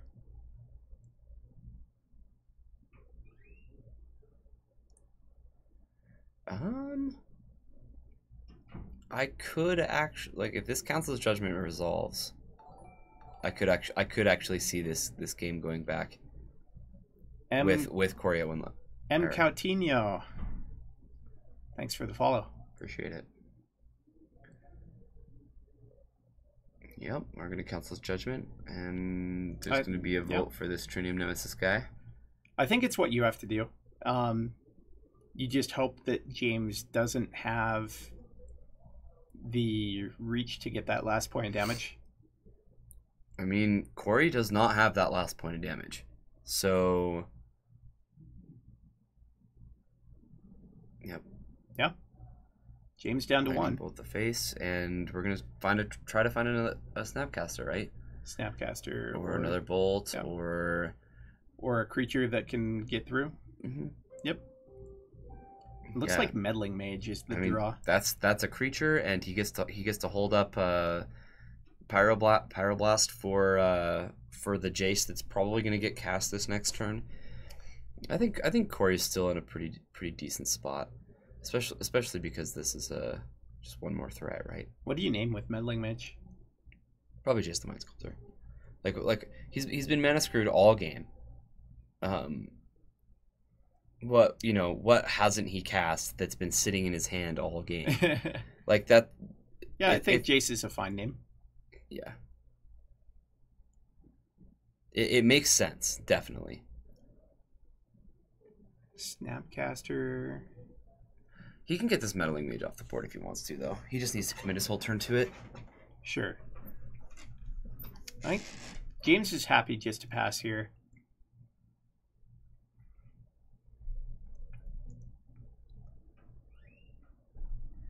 So there's Counterspell and Snapcaster Mage in James' hand. Okay, here's the Pyroblast, and we're gonna try to win here. This is definitely a hey, I'm gonna try to kill you right now. Sure, and that Spell Snare might be really relevant for this definitely Snapcaster. Yep, here's a Snapcaster. I would absolutely try to counter this. I believe Corey also has a Spell Pierce in hand, so if this gets countered by a counter spell, he does. Yep, that's going to be the game. That'll do it. Game. Yep, that'll do it. So Corey takes the match. Mm-hmm. Wow. And that was about as textbook as it is for how you can beat Miracles as a deck like Stoneblade. Yeah, pushing him off mana is not going to be that easy every game, and of course not. I think James was pretty unlucky to not see land number 3. I mean, that Wasteland. Yeah, it was huge. Looking back at that Wasteland, Corey did not have to take Wasteland with that Ponder. He could have put it like on the bottom. The other 2 cards he had the options to take were both fine, and he elects to take Wasteland and put James down to 2 lands. It won the game. Yeah. You can't know that immediately, but James just could not find a land. Counter a cantrip. Just 3 more damage, 3 more damage, 3 more damage. Yeah. Wow. Yeah, good plan. So, round 2 in the books. Mm-hmm. We've seen a lot of miracles today. Yes. But we've seen a lot of miracles lose today.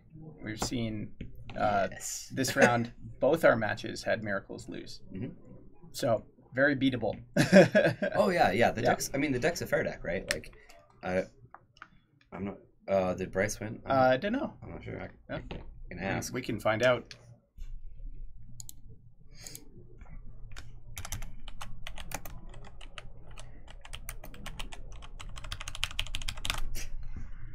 Couple question marks. We'll see if they get back to us.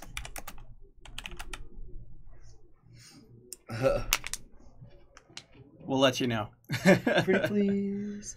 So that probably means that we have the possibility of having Stoneblade versus Food Chain next round. That would definitely be a good match. That'd be an interesting match, I think. We're not exactly sure who else is undefeated at the moment. Right. 4 rounds, like always. So moving into round 3. Yeah, plenty of time for other people to rise to the top and fall. Mm-hmm. Watch some people fall. That's a good Magic card. Rise Fall. Yeah. Totally meant to do that. Totally. You have to know if your take is a garbage deck, huh? If your deck. Your deck is a garbage pile. I mean, that's why we test stuff, right? It can't be that bad. Seems fine. It's playing with a lot of good cards in it.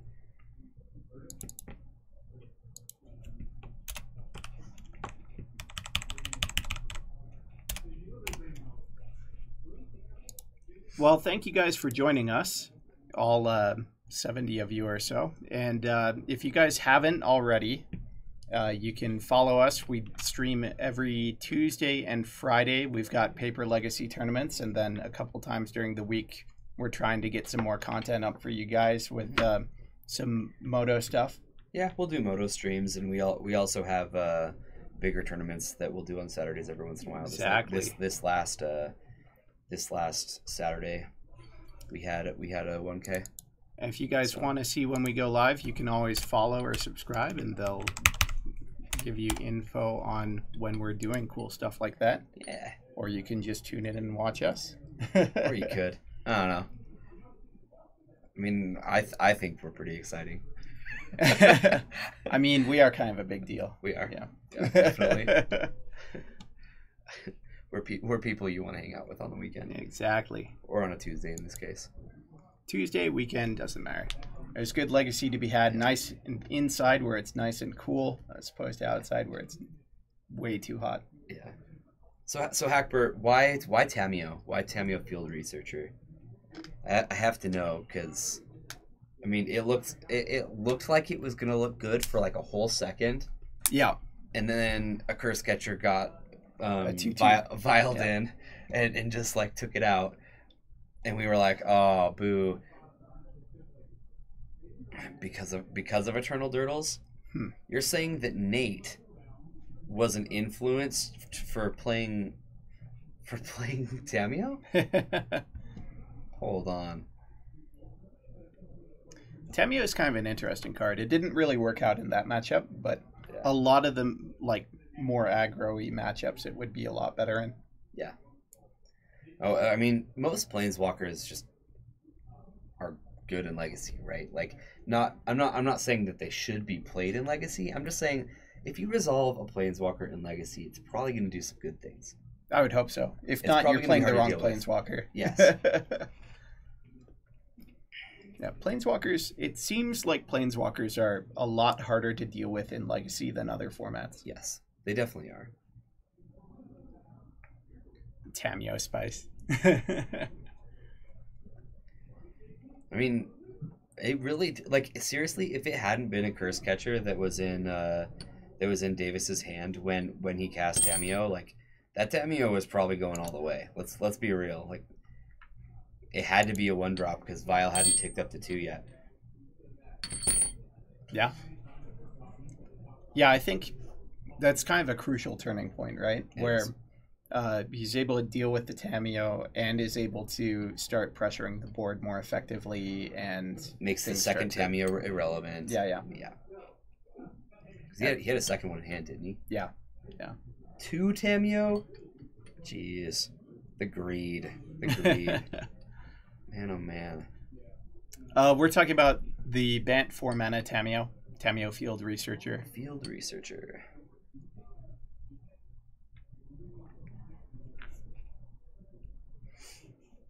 We got to see it get cast in our first round today. We did. Which was An adventure. That was wild. It was a short adventure.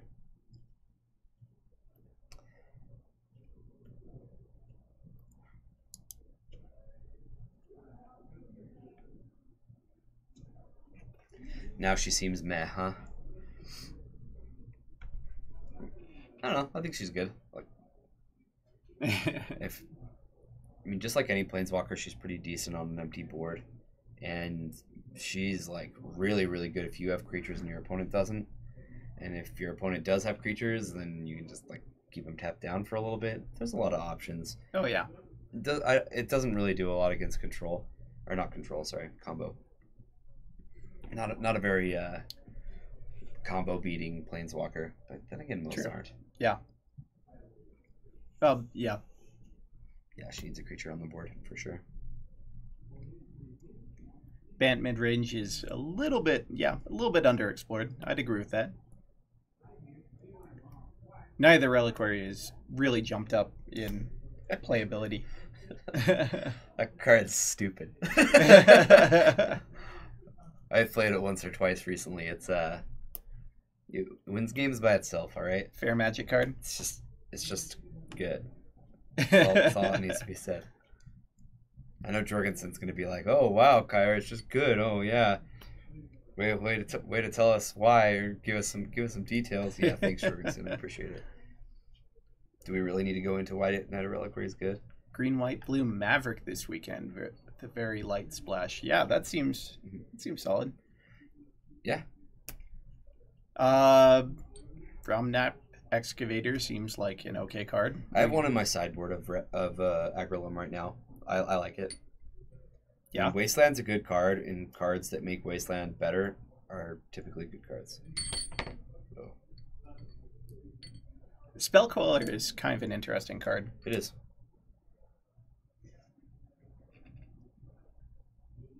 Four Flusterstorm in the sideboard. That's a lot of Flusterstorm. That is a lot of Flusterstorm. Yeah, I think if you have like Wasteland, Ghost Quarter, Green Sun Zenith, it's a fine card to have. Yep, I definitely have all those things. To tilt people. I feel like you're just going to tilt yourself, Nate. Four seems like a lot. Yeah.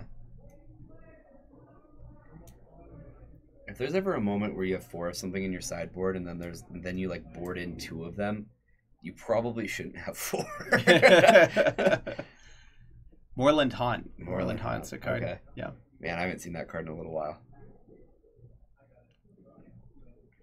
Oh, you could even say it's to fluster people. Whoa. Okay. Well said, Mac tonight. Settle the Wreckage.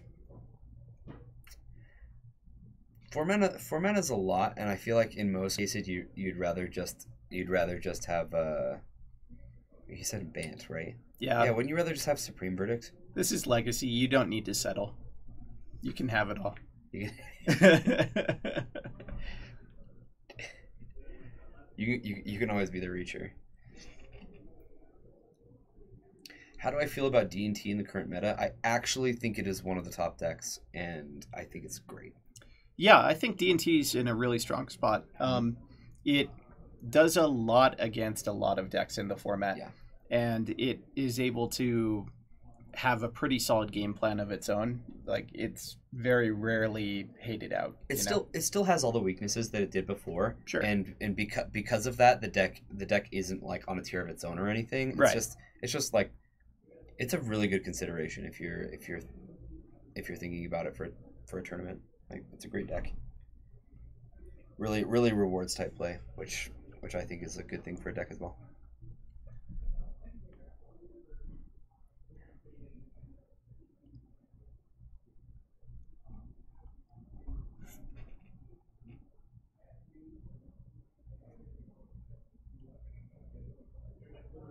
It's only one-sided Wrath.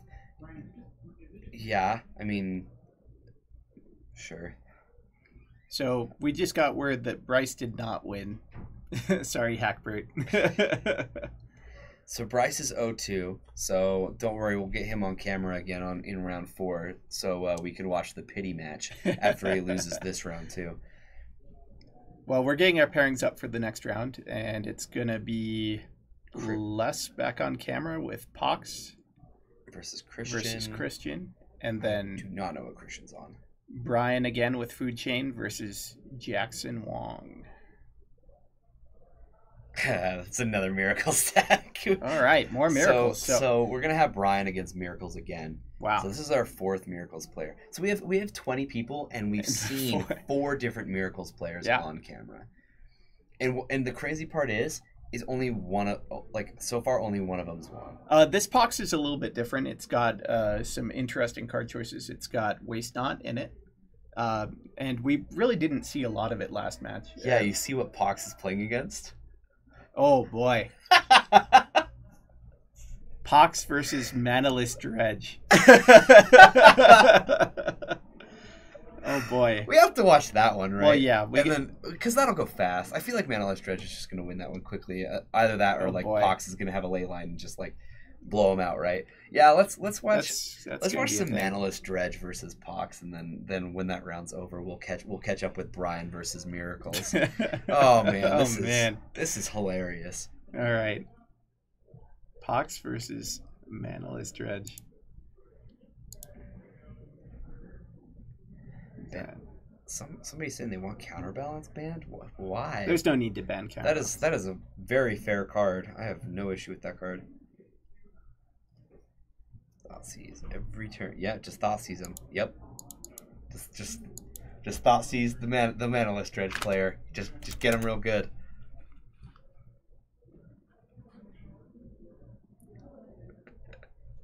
Oh, okay, you were joking. Sorry.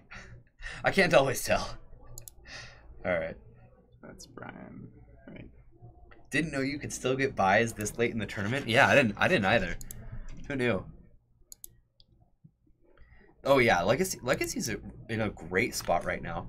And honestly, even with Deathrite, I think that the format was still very healthy.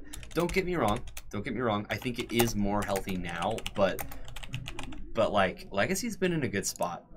It's a great place to be. He has to have ley lines in his sideboard. He has to. Just put Jackson. Yeah.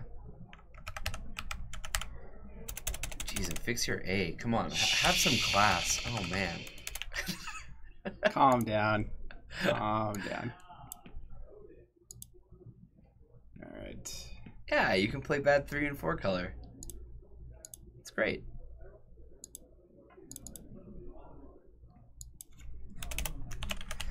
Your predictions are decks that play Spell Queller and more Knight of the Reliquary decks. Yeah? You think Natural Order is going to come back? I don't think so, actually. I do not think Natural Order is going to come back. I've had a lot of discussions with people on, especially, following the Deathrite Shaman ban, and lots of good discussions with lots of people. I think the format is not good for Natural Order right now, but I could be wrong. I'm with Matt on this one. I'm also not a doctor. It's a good thing too. I don't know stuff. All right. Yep. Here's the Thoughtseize. Okay. Is it a breakthrough hand? Here, pull it up. Doesn't pull it up look bigger. like it. So the good thing here for Les is because this is manaless, it is gonna stop them from a turn. Yeah. Okay. So every Thoughtseize that he's able to do is gonna effectively time walk. Yep. Taking the Street Wraith was definitely the best hit. Everything else looked pretty good in his graveyard, and the Street Wraith was going to allow a dredge on the opponent's turn. So you discard to hand size, and then the turn gets passed, and then you get to throw that dredger in. So yeah, this ended up being a pretty good Thoughtseize. Interesting. So yes, play Waste Not. Waste Not down. Christian gonna take a read of that card. We'll pull it up for you guys as well.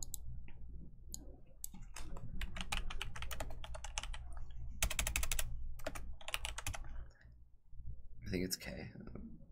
No, it's just a... Oh. That's funny.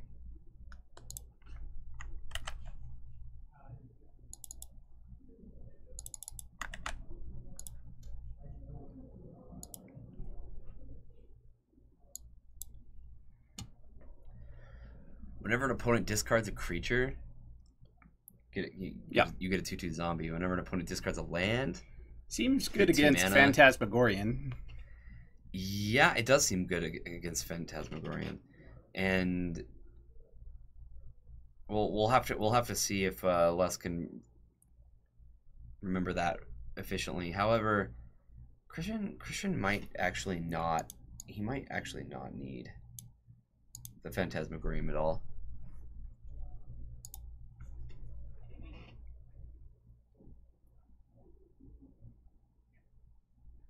The gate got there, QC. Oh man! All right, dude. I love the gate. We actually have a player here who plays it pretty regularly. Max does. Nice. So here comes Liliana. Liliana's going to start getting some waste not triggers going here. Bear, I don't know much about the GP Pittsburgh situation. I haven't heard anything. Yeah, I haven't heard anything about that either. What's the jankiest deck you guys have played? Definitely Nyx Fit. Now that people are a little aware of it, it doesn't seem really all that weird anymore. But like when I first started playing Nyx Fit, that was just ridiculous. I mean, I'm a Doomsday player, so does that qualify as jank? Yes. Okay. Yes, it does. Oh, there's a guy cheating with a price split, huh? Crazy.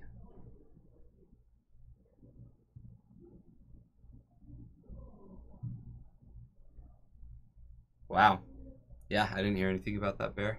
Yep. Haven't heard anything about that. That is crazy. Okay, so still no board from Christian. I mean, like, he really did get taken back a couple turns. Yeah, that is super scummy. Lasco the King, thanks for the follow, buddy. Yeah, I appreciate that.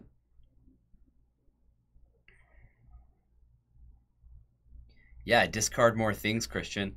The funny part about it is there's like I just cannot see a world where this discarding, like these 2/2 zombies, are actually going to be what Christian's about to do. Yeah, it's going to be a tough spot. Christian does have to get something that'll... one more thing that'll come back, I believe. So there's an Icarid. Are there 2 Icarids? I know there's at least the one. There are 2. I think there's 2 Icarids currently. 2. Yeah. I don't think there's any Nether Spirit, but there is... there is another... all right. Another Shadow. Another Shadow. Another Shadow. Here's an Icarid. All right, so this should be able to flip the entire deck because Balustrade Spy plus Dread Return is in the yard. So Christian should be able to flip over his entire deck here. Yep, so we'll dredge the Grave Troll. Let's see. Let's draw 6 cards this turn. How about that? Yep. Let's do that. No Narcomoebas, no problem this time. Yep, so... And there's the Flamekin Zealot. One bridge.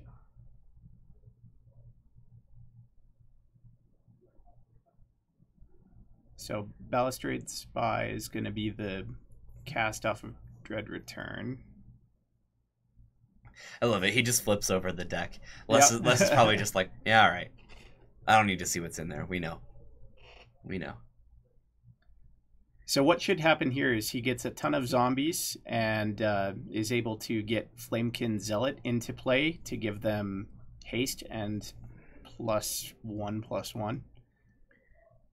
The question is it enough to get through Les's zombies? And I believe it is. 4 bridges in the yard.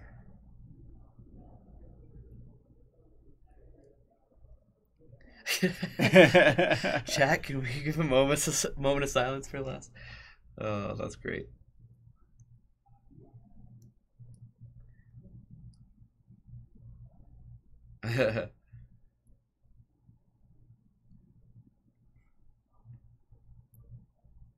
Man, Mentalist Dredge is not a deck that we see every day. Oh yeah. Ooh, okay. Oh, Flare the Hate All Bound. right. Yeah, this game's over. Okay, there's So Slayer the Hate Bound. So freaking over. Okay. Very, very much over. Okay. Well then.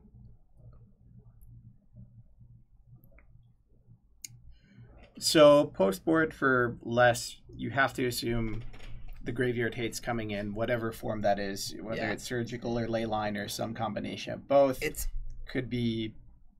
Yeah, it could honestly be either. I'm not exactly sure which one. But yeah, I mean, Captain QC, that's exactly why Manaless is dangerous. I mean, it actually folds to a ley line. Like it literally can't beat it.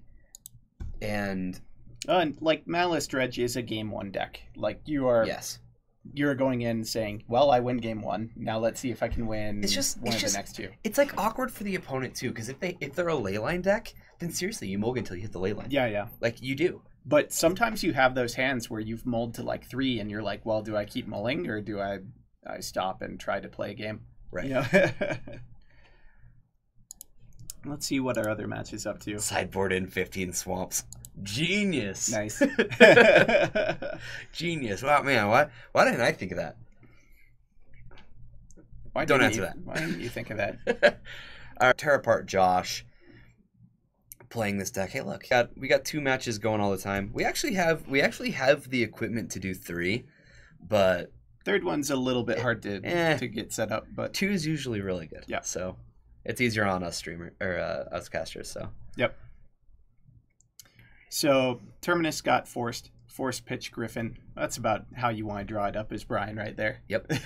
Brian getting extra value out of his forces. Yep, full value. They never feel bad in Brian's deck. Yeah, shuffle / sideboard cam. Yeah. Oh yeah, because they always end their games at the exact same time, and then we just end up sitting watching. Yeah, it's the worst. I feel like every time I stream, that's the way it is every round. Yep, it definitely is. Okay, here's Food Chain. Now, because Brian already has a piece out there, this is infinite mana now, and you're gonna notice watching Food Chain that Brian's really not going to try to land a Food Chain while there's no creature on the board. Yep. He wants to be able to go off that same turn. So he's explaining to his opponent, okay, so I get to exile my Griffin and I get 5 mana, and then I'm going to use 4 of that 5 mana to cast my Griffin again, etc., etc. The loop keeps going on. You get infinite mana, and then we're going to cast a big old Walking Ballista and win the game. Yep. And Brian able to grab Trinket Mage for the Walking Ballista and win on the spot. So yeah, Brian's a big fan of Trinket Mage. Like he plays it here in Food Chain, and he also plays Bomberman. And he'll play Esper Bomberman, so he's got all of his Trinket Mages ready for battle. So Brian takes game 1. We get to see it similar again. You know, like Miracles just has such a hard time dealing with these creatures that get cast from exile. Yeah, like. It's a hard thing to deal with. Not only even that, but like if you Terminus them and then Brian's just sitting there with an extra Manipulate Fate, yeah, he can just Manipulate Fate and just put them all back into exile and just like they're all game again. Definitely, and you draw a card off of Manipulate Fate, which is just insane. Yeah. So less mulligans, and the ley line was the next card on top. All right, so ley lines it is. That at least lets us know what's going on here. Yep. It's gonna make for a really exciting match to watch. So Les is gonna mulligan a lot. This actually, like, little did you guys know, this is the match right here. Now I'm kind of shocked. Christian is taking a mulligan.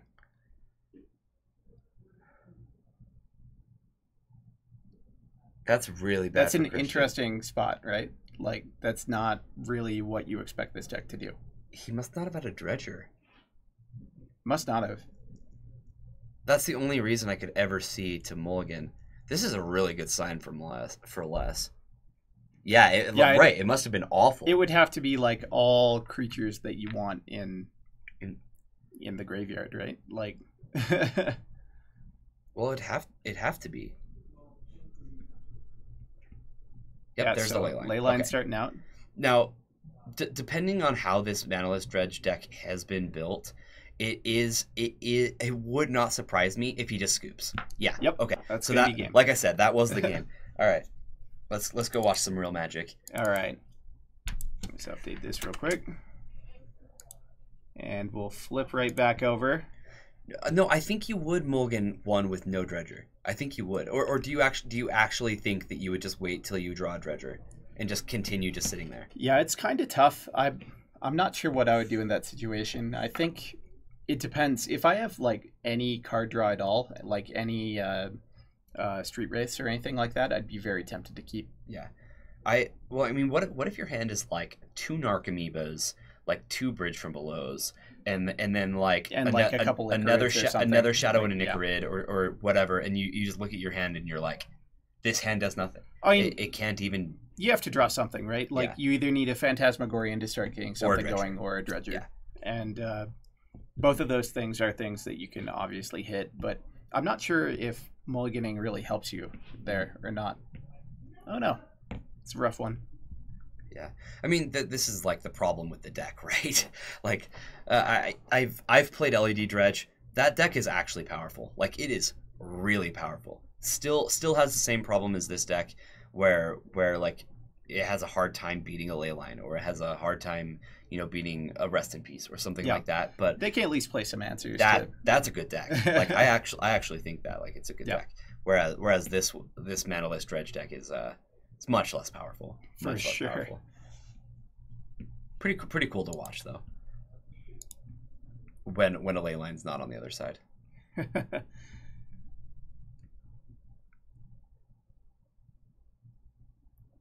We've got the shuffle cams going. Yep, looks like Les does not find a Leyline. He'll mulligan. And see I think that's like one of the biggest issues with Leyline. Even though I think the card is necessary and I appreciate its existence more for my own good than anything else, but like it actually builds this weird aspect to a game where it's like, instead of actually playing a game of Magic, you're just gonna mulligan and see if you can find a Leyline. Sure. Which I think is kind of sad. But to be fair though, like Dredge as a deck itself plays games in a very different way than normal Magic, so fighting it in a very different way I think makes a lot of sense. But yeah, good point. Yeah. Good point. It's just kind of a sad way to watch. Yeah, it's not very exciting to watch. That's for not sure. really exciting playing either. Yeah, because like I've definitely played against Dredge it's a fair just amount of times. Well, I've got my like, hand. Do you have it? Like, yeah. Before, if you didn't have the Leyline, you'd be like, I'll keep on a Deathrite Shaman and hope that's enough. Yeah. Deathrite Shaman's really good against Manaless Dredge. It's not nearly as good against the LED Dredge. Yeah. All right, so Jackson starting things off with a Portent. Yeah, unless is mulliganing down to 5. Still on the Leyline search.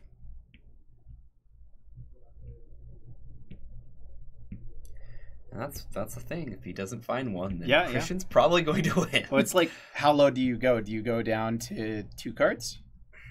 3 cards? 1 card? You gotta have to scoop immediately. Can Pox beat Manaless Dredge at all without a Leyline? Probably not. I'd be tempted to mulligan to 0. Well, I think you mold a 1, right? You don't mold. Well, yeah. You don't mold a 0, but it'd be pretty weird. Yeah, Hackbert, definitely Leyline Phantom. That's like the first one that needs to be banned. I'm glad you brought that up. Yep. Thanks. All Leylines. It looks like Les kept a hand, and I don't think it has a Leyline. It might. Do you actually think he has Surgicals or like another card that can do something, or do you think he's just... Let's switch back. We'll switch back. This game's going to go a lot quicker, so we'll switch back over here now that they've resolved and there's no Leyline, so it's not just an immediate win. That is a Surgical Extraction. Yeah, it is. And I would hit that right now. Yeah. Surgical away your Golgari Grave Troll. I would. He let him dredge. I would. Whoa. Interesting. Okay. Oh, okay. With that on the stack, you hit So it. you can Yeah. surgical the Surgical Narcomoebas the with the Narcomoeba. trigger on the stack if you want. If that's a thing that you... He has a surgical, right? Does he?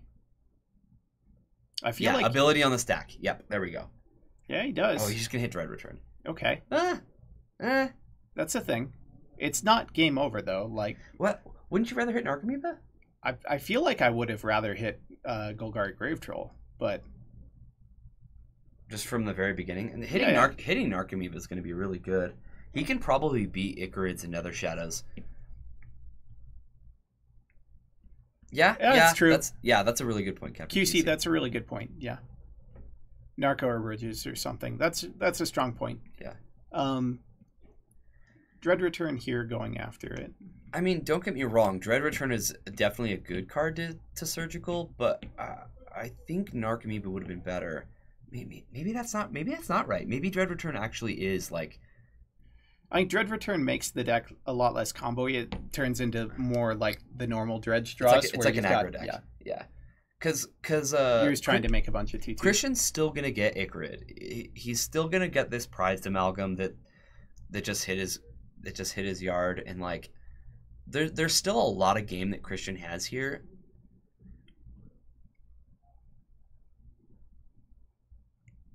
I'm actually like really happy the list didn't find the Leyline.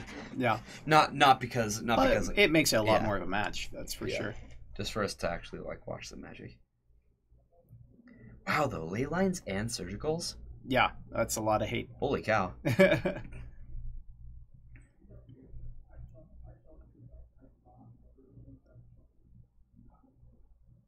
Right, Dread Returns is not what wins. See, that's how I feel, Captain QC.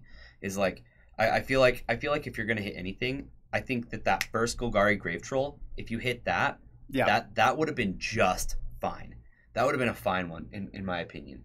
However, once you let them dredge, once they dredge, it's got to be Icarid or Narcomoeba. It's got to be. You want to hit those creatures that can actually deal you damage, and if you hit enough creatures with Surgical, then Dread Return's dead, right? They'll never have enough creatures in play. So down comes Liliana, and that's going to minus. There's currently no bridges in the yard, so that's pretty free. This is going to be a real dead Liliana. Well, maybe he doesn't care. I don't know. I don't think, like, this turn in particular, he doesn't care, right? Yeah, I'd let Liliana take up, actually. I lied. Go for it. Because it allows you to get a Dredger back into the yard. Yep, so he's going to exile a couple things. Two Icarids come into play, and then we're going to dredge a Grave Troll. So he's going to figure out the order he wants these to hit the yard. It looks like another Narcomoeba, and we've got another prized amalgam. And a bridge, it looks like. And a bridge. This is a good dredge. Yep. That is a good dredge. Phantasmagorian as well. Yeah, that's a fantastic dredge. So, Narcomoeba will trigger. I think Christian's thinking of if he wants to do anything with Phantasmagorian in response to the Narcomoeba trigger. Narcomoeba trigger. And this other prized amalgam is going to see this Narcomoeba as well. So he should get two back. Okay, yeah. Hit the freaking Narcomoeba. Okay. Or hit the. I see. Okay. Oh man, or hit the prized amalgam, like something, you know. Yep. I mean, I think Icarid was the one that you really wanted, but yeah, this is a. So he's gonna hit bridge. Interesting. Really? All right. That's interesting. I feel like Christian still has a ton of game here, especially with two Icarids in play. I mean, let's be real. He's turned into an aggro deck. He's got 12 power next turn. 13 power next turn. It's a lot. Does he have enough black creatures to actually bring all these back, though? Yeah, he can do that for at least one more turn. Because he's got a Balustrade Spy and another Phantasmagorian in hand, and a Phantasmagorian in the yard. Well, if he really had 2 surgicals, then why not just like hit the Narcomoeba, hit the Icarid, and then the game's over? Well, You know that, or that's just my take. did Christian miss his Narcomoeba trigger?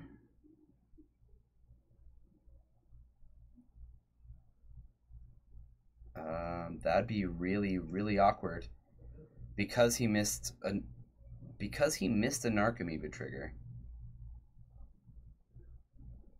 The second one didn't come back. Yeah. I mean, it will now off of this other prized amalgam. It'll come back at a turn here. That's just awkward. I mean, he's only really missing out on like 1 point of damage. Yeah. So it's not like the biggest of deals, but I mean that's a 1/1 flyer that you now don't have. Yeah. Like it'd be Edict protection, for sure. Yeah. I mean, okay, so Maze of Ith for less. This will save him a couple damage a turn. Here comes 2 more Icarids, I think. Looks like he's thinking about just 1. No, there's no reason not to do 2, right? No, I think you want to push as much damage as you can get right now. I'd probably eat that Phantasmagorian in the yard, and just hope that you dredge well.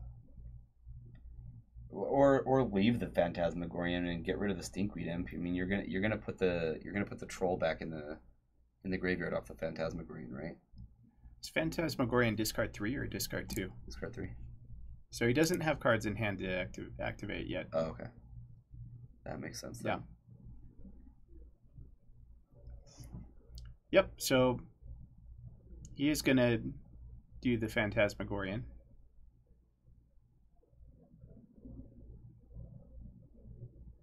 Dredges more Icarids and more black creatures. It's a good dredge.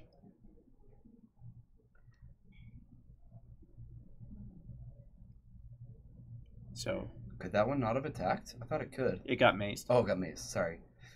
I thought Les was like, no, this one can't attack, and I was like, wait, what? Okay. It can attack, but it gets caught in the maze. So 9 damage coming across and facing lethal next turn, barring something really, really good. Yeah. Really looking back, if he actually had 2 surgicals, if he had hit Narcomoeba, and if he had hit Icarid, this game would actually be over. Yeah. There would be no creatures for bridge to see die. Yep. All there would be was Nether Shadow, and Nether Shadow is easily the worst of the bunch. For sure. That would be literally the only creature that could come back and bring back Prized Amalgam. I just think that... Yeah, kind of an interesting game, but Christian's going to take it here, I think. I think so, too. So I think we're going to see a third Icarid, probably exiling the Stinkweed Imp. No, just going for 2. Interesting.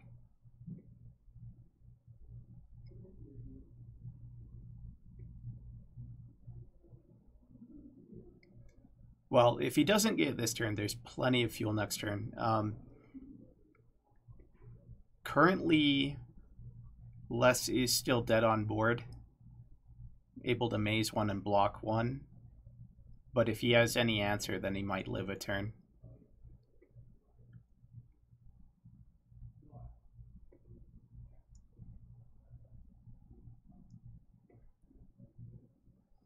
It looks like that's going to be the game. So Christian takes that match 2-1 in a kind of a really interesting game. It was strange. All right, let's see how our other match is going. So there's a food chain in play, and Jace on the other side. Jace on the other side, and it looks like Manipulate Fate might have resolved. Looks that way. Gideon coming down. So Brian's just looking for a kill spell. We got Gideon's loyal dog. Loyal knight friend. Mm-hmm.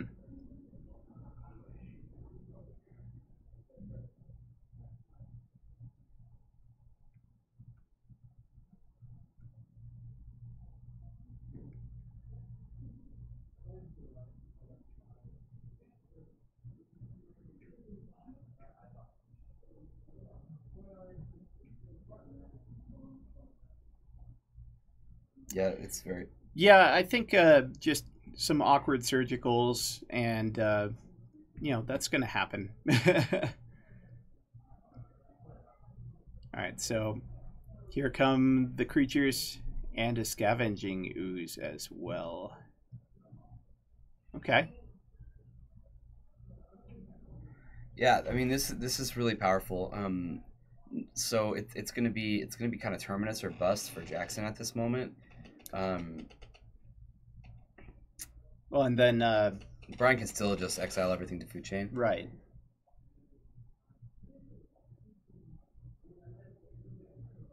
Yeah, we gotta brainstorm with Jace. Gotta find something. Brian taking a look at that graveyard, making sure he knows what's going on over there, because Scavenging Ooze can definitely interact with that graveyard. Yep. And definitely would in the face of interaction of any kind. Yeah, I'm pretty sure the only card that would really ever come up is Snapcaster Mage. Yeah. But well, worth noting. Yeah.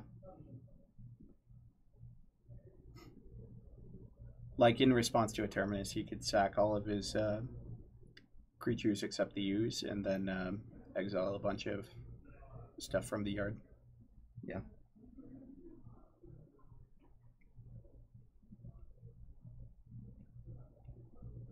Oh, the food chain only gives you mana for creatures though. Oh, it's only mana for creatures. Yeah. All right. Well. So definitely can't use all that.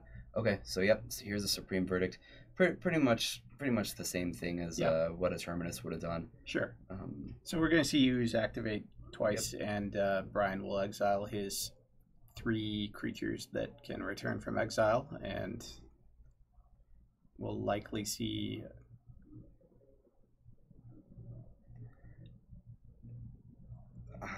Gideon. I'm pretty sure that a Jace was left on top with his counterbalance. So interesting. Okay. Because I think I saw him reorder it that way. Which matters quite a bit when you're casting Missile Griffins. It means one of these is going to resolve and the other 2 aren't. Yep. Alright, there's the Eternal Scourge. Yep. On this one, we're going to activate counterbalance. There's the Jace. And okay. One's going to go to the graveyard, and then obviously Brian's not going to cast the next one. Yeah. And Jackson can do... That's a good spot to be in. Yep. Yeah. Using his Jace, he can continue to keep a 4 on top. Yeah. Which is really powerful. Brian's actually just in a spot where he just needs to find Ballista and win the game. Yeah, Force of Will in hand as well, so that might not be good enough. Yeah, Jackson's looking to be in a really good spot. Worth noting as well, Brian already down to 8.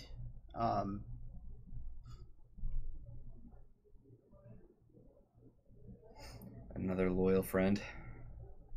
Yeah, I think if Jackson just goes wide here, he should be able to lock up this game.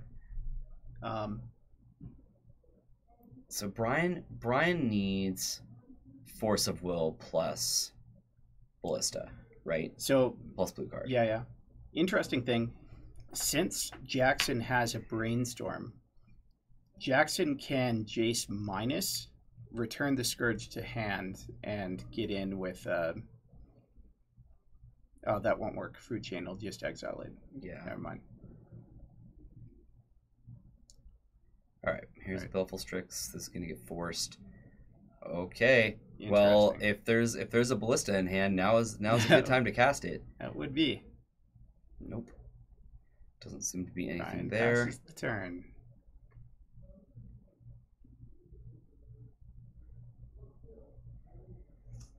Jace Brainstorms. Monastery Mentor. One of the draws found.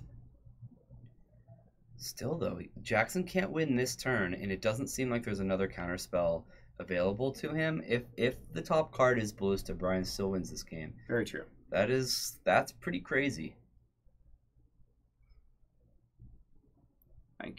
I think Jackson has Force of Will. Does he? Force of Will Brainstorm. Yeah, I think he does.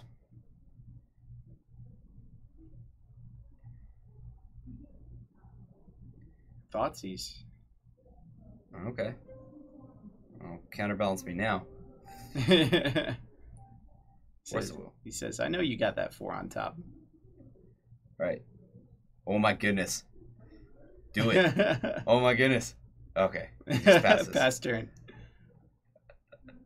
All right. So the tension. Now there are no more forces. And There's is another one. force.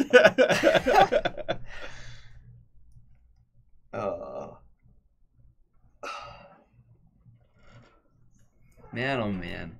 What is this? What is going on here? Other card. Is this what it's like to play Miracles? You just get to like sit there with some Planeswalkers and a counterbalance on the board and just like there's an Entreat. Okay. Do nothing for a really long time. So Entreat's going to be great here. Oh yeah, Force of Will is a great card. I mean, I in fact like, I mean, without it, I don't know that Legacy is what it is. So Entreat for 1, 2, 3, 4, 5, 6. That's a lot of angels. Legacy would not exist. 4 angels? Probably would, but it would not be played nearly as much. Combo would just run rampant. 6 angels. It'd be Belcher Mirrors. Maybe. Yeah, I'd imagine you're just going to see Jace Brainstorm putting that 4 on top. And then you're going to hope that Brian doesn't draw into a Ballista for one more turn. Yep.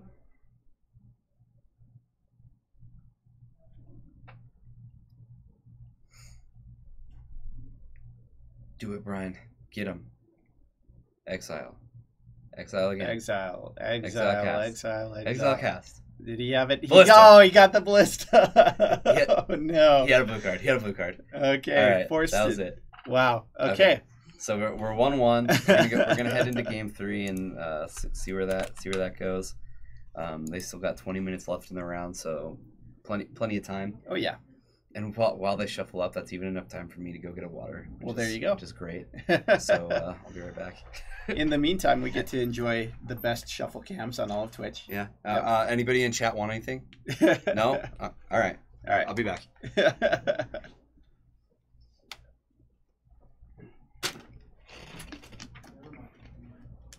For the record, the reason I didn't. All right, so one more game of this. Jack and Coke, it's too late. Kyra's gone.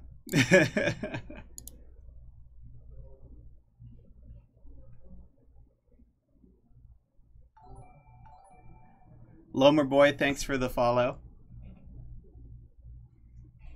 Unfortunately, we don't have any 4-color today since Kyra's streaming instead of playing. But maybe on Friday.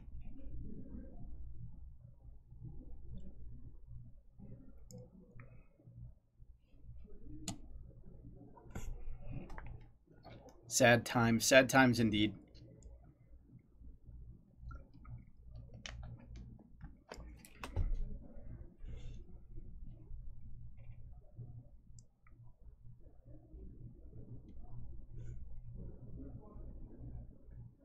Well, I'd imagine that this matchup is still really good for Brian in general. Like, he just has a ton of threats that are really hard to deal with, and they recur. And he also has kind of an oops, I win combo on top of that. So I think that'll be all right. Hateful White Creatures. Talking about like Death and Taxes. I don't know if there's any Death and Taxes in the room today or not. There might be 1, maybe 2. Would be my guess, but I don't think there are that many.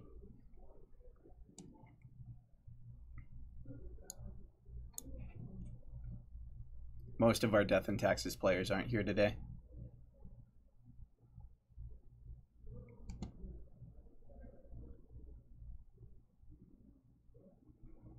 All right, so opening hands being drawn.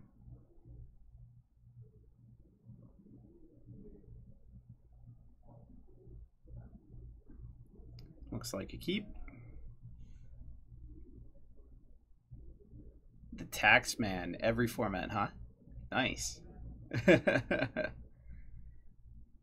I'd say Death and Taxes is in a pretty good spot in Legacy right now. It's definitely a playable deck.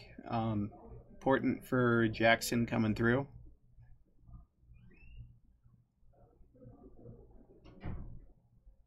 Modern Legacy and Canadian Highlander. That's dedication. That is dedication. Do you actually have a place where you can play Canadian Highlander in tournaments? Because that's pretty cool if your shop does that.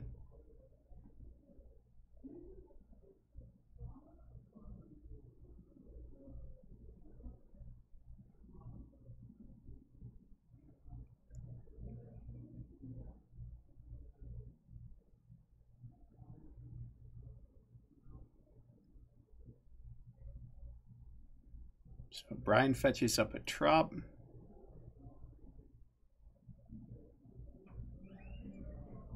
Fair enough.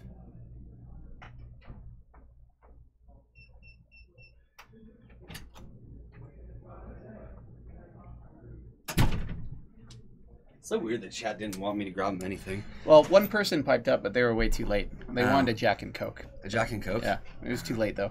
Yeah, way too late. Yeah.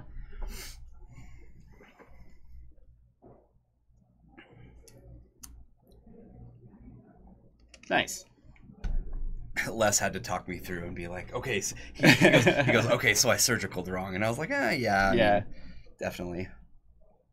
I'm like, dude, I gotta get back to the stream room. Come on. We can talk about this after the tournament. All right, so Thoughtseize here, revealing kind of an awkward landlight hand from Jackson. Yeah, this is really awkward. This is attempted to take brain. Do you take the Portent? You take the brainstorm. Take the Brainstorm's way better than Portent. Portent. This is. Yeah. Portent digs you deeper though. I'm not usually a fan of taking something like brainstorm. I'm really not. But land off the top. But yeah, land off the top, and now this is feeling a little worse. And it's a blue source, which means counter spells open. So. Yep. Jackson's hand, if he finds one more land, is like kind of insane. This should be countered. Yeah. So we'll see a spell pierce here. Brian knew about this, so he's definitely just trying to force some things. Yeah. And because counterspell can't be cast, this is going to resolve. This is huge. Yep. And he exiled the Griffin. Yeah, he exiled the Griffin off of this. So Brian just living the dream. Mm-hmm. I mean, I guess he would have gotten the Griffin anyway off of this. So actually, I'm not really sure that this was the most valuable of Force of Wills. But he does get to exile one extra card from his deck. It's probably just going to be a fetch. Yeah. Usually you'll see a fetch land, or like if there's a second Manipulate Fate, you'll get rid of more Manipulate Fates. Not exactly the card you want to see. Wait. See, told you people are messing with the Esper Walker. Esper Walker. Yeah. Seems like a really interesting card. I would definitely wouldn't mind seeing the list. Yeah, it's interesting. Mm-hmm. I don't know how it'll be. I want to cascade into it with Bloodbraid Elf. That'd be a deck. That'd be a deck. I do what I want. Jackson did hit his 4th mana here, so he might be able to fight through. Yep. There's Jace coming Incoming down. Jace, and we've got another Force of Will. Let's play more where that comes from. All right. Jackson's hand. So Brian's hand was pretty counter magic heavy, and the fact that he still has three creatures, he got a ballista in hand, so now he's just kind of on the prowl for he needs food chain. He just needs food chain, yeah. Looks like his hand is engineered explosives and Ooh. But Jackson found disenchant, so combo's kind of off the table.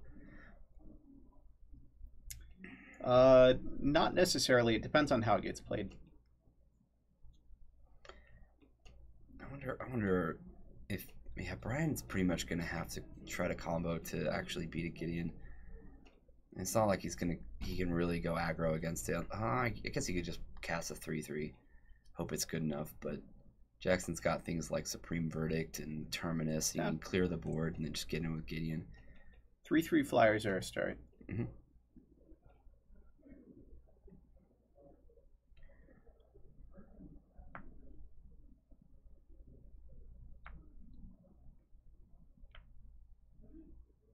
Never sleep on a 3-mana blue planeswalker. I agree. Yeah, it's a good point, Nate. It's efficiently costed. Its abilities are actually pretty interesting and worth looking at. And it's a blue card. It pitches to Force of Will. Yeah. That's an important thing. Yep. That little blue mana symbol up in the top Yes, right. but it's blue. It's blue.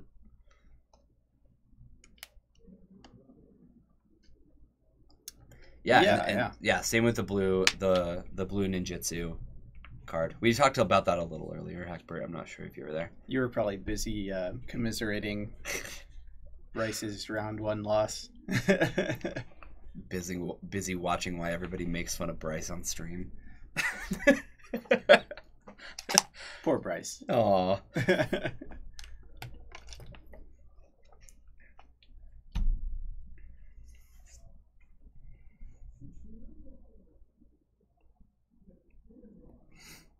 All right, what's next? Eternal Scourge in, and now we're just looking at this Gideon like, what are we doing? Gideon's gonna make another night. Gideon's loyal companions. There's Terminus.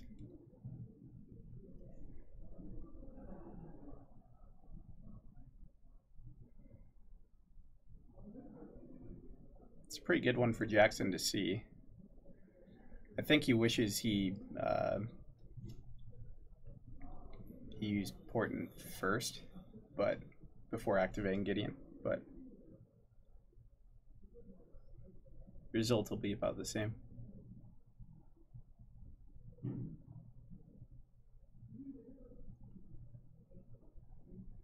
Yeah, this has got to be pretty frustrating for Brian. I mean, he still just needs the food chain, but Jackson's got Counterspell in hand, and he's got a Disenchant. I think he's got his bases covered pretty well, and honestly, like Jackson's gonna win this game. Yeah, just getting to that 4th mana was really, really good on time for Jackson. Mm-hmm. Yeah, if he had stalled out even one turn, this could be a different game. Or he's drawn all gas since. Mm-hmm. It's a good spot to be. So Brian's got one more Griffin here. Yep.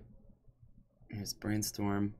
So it looks like he wants to be able to counter this. Well, back to basics. Yeah, back to basics looks pretty miserable. It's not great when your opponent has 3 basics in play. And you only have 2? Yeah. Not great. Not wonderful. Yeah, he kept it in hand. That's interesting enough. Brainstorm number 2. Again. All right, so he's probably okay with that now that he found the Supreme Verdict. It's Entreat as well.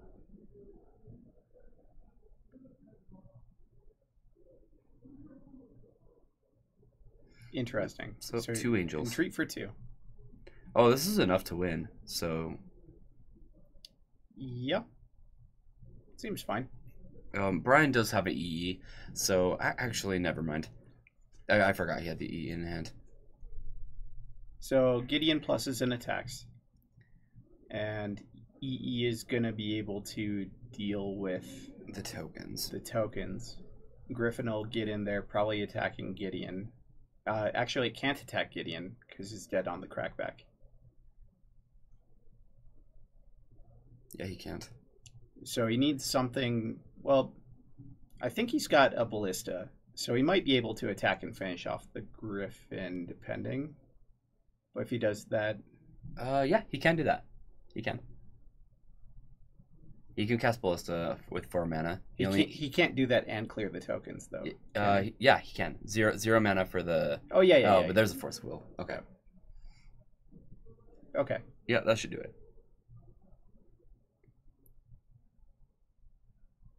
Yep, EE on 0. Honestly, he doesn't need to interact with this EE. Just let it happen. Sly Joker, thank you so much for the follow. He cast. Why do you tap mana? I'm confused. I don't know. Regardless, it's getting forced. That's interesting. Yeah, so What? yeah, I mean, yeah. this is fine. Yeah. It didn't really matter. All Yeah. roads lead to victory here Yeah. for Jackson. Yeah, Brian seems very dead here. Rar. Block Gideon. Go to 3. All right, Brian, I'm curious. So, What do you have? Double abrupt decay? I don't know. Yeah, could be. Double abrupt decay might save you. Yeah, he does. Yeah, he's lining up his mana for double abrupt decay. Okay. So we've got a game. Double abrupt decay, and then attack back and cast a ballista. Sean Dignan, thank you so much for the follow. Appreciate that. We got a raid, True Raid, Nightmare hype. raid. That's fantastic. Thank you so much.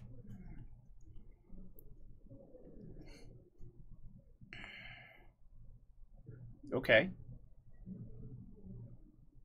That's a thing. We're live.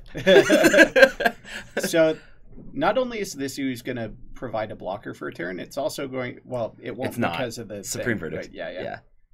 It is able to get back some creatures to the exile zone. Yep. Unfortunate. I think Brian's still going to die here. Yeah, I think so. I don't think he can gain. It was just not quite or- enough. Yeah, he can only he'll gain. go up to 5. He can only gain 1 more life. Yeah. Oh. Yeah. It's just not going to be quite good enough. Verdict and attack for the win. Hi, Sings the God.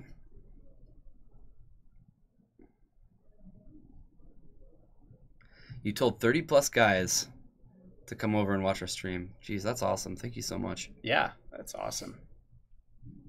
Good to have you all. Well, we like Legacy here.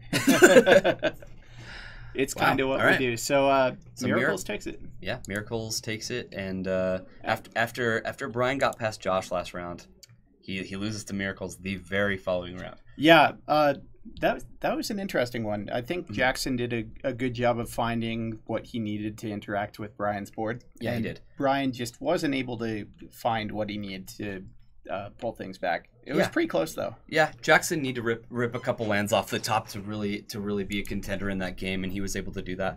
So Yeah. I probably would have kept a hand like that too. Right? Oh, yeah.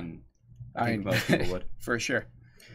How's our night? Our night's been great. We want to watch Bryce for the pity match. Yeah. We'll put him on backup match for next Okay. round. We'll ask about that.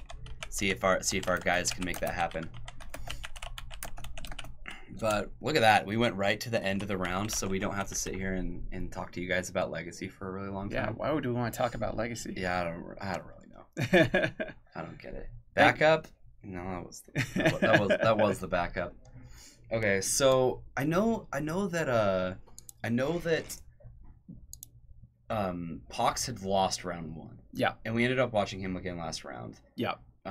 So I'm not sure if Christian got a pair down or if he's actually has a round loss or not. But I'm pretty sure we can count on seeing Jackson on Miracles in the finals. Yep. I'm not sure who else is in that same zone, but we'll have Miracles. It could be We've had Miracles Stoneblade. every round. If Corey 1 is Okay, if yeah. Corey 1 is round, it could be Stoneblade. Yeah, you're right. Yeah. It could be Stoneblade, and then it could be Manaless Dredge. could be Manaless Dredge. We want to get Bryce on camera so we can watch his pity match because he started 0-2, and we got to give the people what they want, which is Bant Hackbert, which is what he called the deck. Very true. Okay, Yeah. Bryce walked into the store today. They ask him what he's some playing. Legacy. Gets asked. He says, "I'm playing Bant Hackbert." Bant Hackbert. It's kind of like MD Hackbert, but just like normal Hackbert instead of being a medical doctor and whatnot.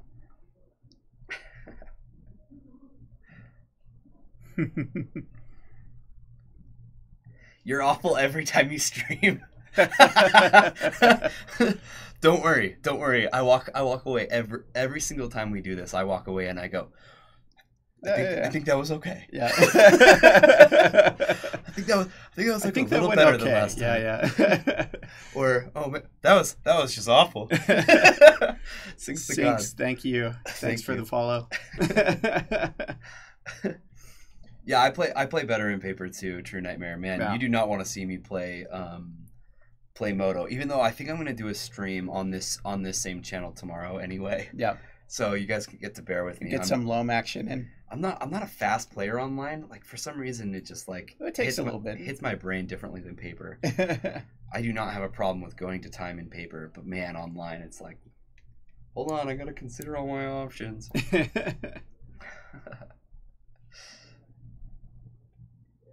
Stream with Bant Hackbert? Ooh. Oh no. Well, send nudge. Well, send me a list first. Last time you sent me a deck to play, I 5-0'd with it. So, and then it like blew up, and now everybody actually knows what's going on. Sirless, thanks for the follow. I bet that's like the only reason Hackbert wants me to do it, huh? Yeah. He's like, man, every time every time I build a list, it just doesn't do anything unless I give the list to Kyer. then it 5-0s, and then people know it exists. I mean, it's happened 100% of the times that Hackbert's given me a list. So, no, you're not wrong. List is in Discord. I don't have access to the Discord. My Discord does not work. I need to make a new profile. Sing on 500 Tamios. He's got the speculation all ready to go. he just has like binders full of them. Yeah. Like I bet he goes into his LGS and people are like, hey man, do you have trades? And he just opens up a binder full of Tamios, and then people are like, well, I mean, I guess I could trade for one of them, and here's Hackbert going, no, that's not for trade. Not yet. Tamio field researcher, ladies and gentlemen. That's it's a card. Apparently, it's a card. I mean, we're gonna see in our pity match. Legacy staple. Tamio researcher. I mean, hey, field it's researcher. blue. It's blue. It is blue. Yeah. It's a blue planeswalker. Yeah, we talked about that earlier. We did. We did talk about that.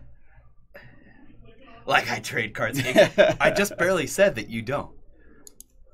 They're not for trade. You don't just trade your Tamio field researchers all willy nilly. No. How else would you have 500 of them? Oh my god. Why is my phone blowing up? Oh, that makes sense. Very Utah indeed. What's Utah? Binders full of me. Man. Alright. People are sending me things. Okay, Hackbert. Alright. You got the list? I mean, it plays 4 Knight of the Reliquary. Yeah? Plays Mox Diamonds. This is like actually similar to my deck. It's like, this is like Blue Loam. Like take the Jund aspects out of aggro loam, and that's kind of where the deck's at. Hackbert says he would change the sideboard for Moto. That's fine. Sideboards always need a little reworking.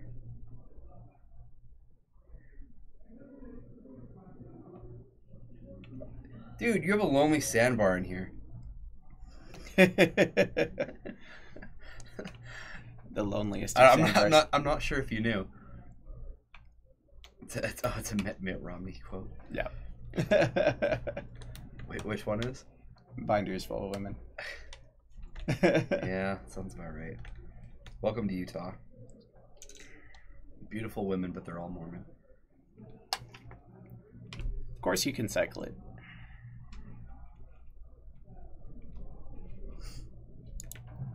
Oh no, I understand why. I'm just making sure that you knew you had a lonely sandbar.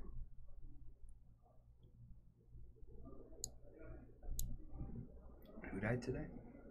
The dog dog. from the meme. Yeah. Or the emote, I mean. Poor dog. Thanks for informing us. Now I'm sad. I mean, dogs die. Sorry, am I making things worse? Yeah. You bought 4 Lily Sandbar. Okay, just making sure. I don't know if I had ever seen a Lily Sandbar in a legacy deck. That's why I had to make sure. Rennie, thanks for the follow. I appreciate it. I mean, like, honestly, all the things that you have in here are really good. You might be a little removal light, though. Best 50 cents ever spent.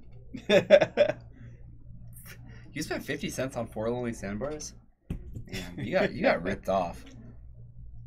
I hope they're foil. Actually, I think those are worth something. Are they? Yeah, I'm pretty sure the 1 mana cycle lands are worth something because of like EDH and stuff. Yeah, that makes sense. Foil ones, I mean. Because EDH like inflates the prices of all the most random crap. Hackbird, I'm with you. Most of the time, I'm not a big fan of foils.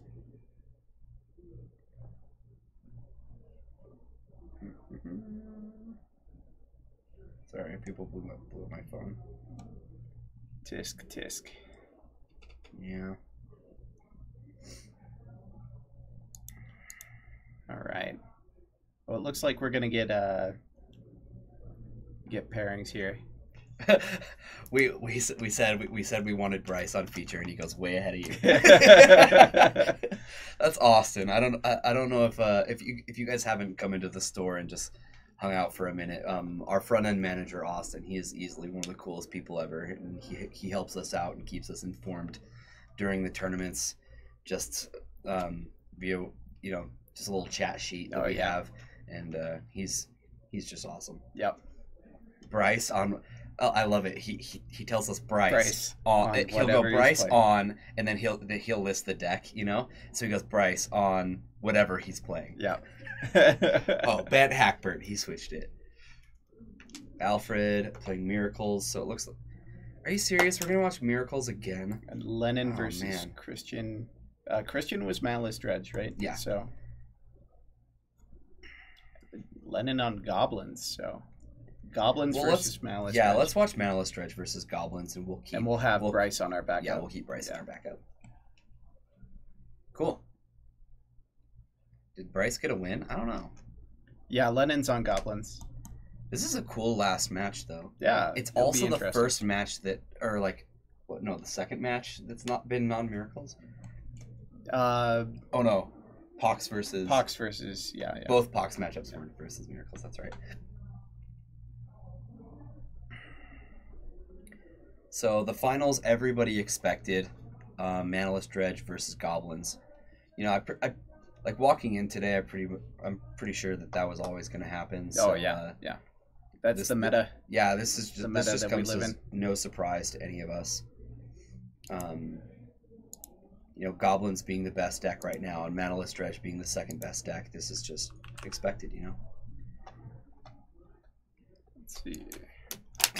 Jargon said, "This is the new meta." Is anyone playing Gristlebrand yet? I know a couple people in our store do, but not a lot. Kind of surprising.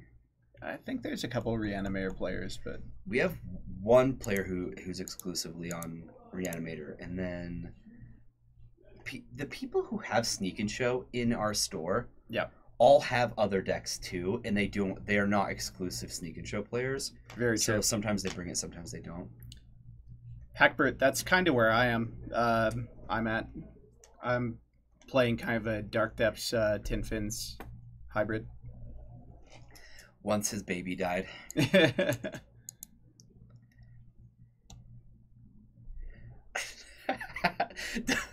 Don't even joke about that. Stupid people will hear you and think it's a good idea.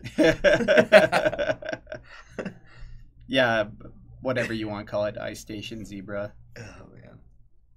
Rihanna Depths.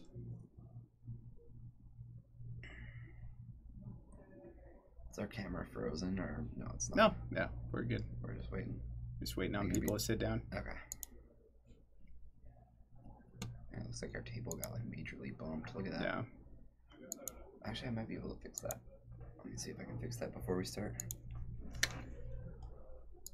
Is it this one? This one. Oh.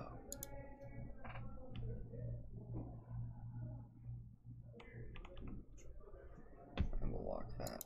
Sweet. There we go. All What? right. No, they're changing everything. Guys, I'm No. sorry. I'm sorry. Pairings are switching up. Pairings are getting switched. Probably something got reported incorrectly. Mm-hmm. So, All right, let's see what we have. new pairings. Sorry, guys. I know you guys wanted to see the top tier meta of goblins versus Manalist Dredge.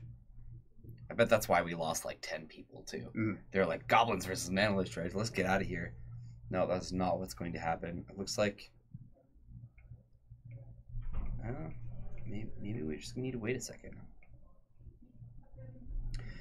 Are you guys near the RSL stadium? Yes. Kind of. 15-minute drive. Yeah, kind of. Like, it's the RSL stadium is It's literally on 90th and State, right? So, yeah, and then we're in Draper. Yeah. So like seriously, I drive 15 minutes from my house to get to here every day. Yep. And like the stadium's on the way. Yep. Yeah, so it's really close. Yep. In fact, I just went to an RSL game. I watched them draw against Colorado this last weekend, I think. It was a huge weather delay. Mm. So we just sat there while lightning like struck everything. I'm kidding. It didn't strike anything, but At least Pretty- it didn't pretty- strike you. pretty rare to see a weather delay for a soccer game. Like lightning is like the only thing that'll do it.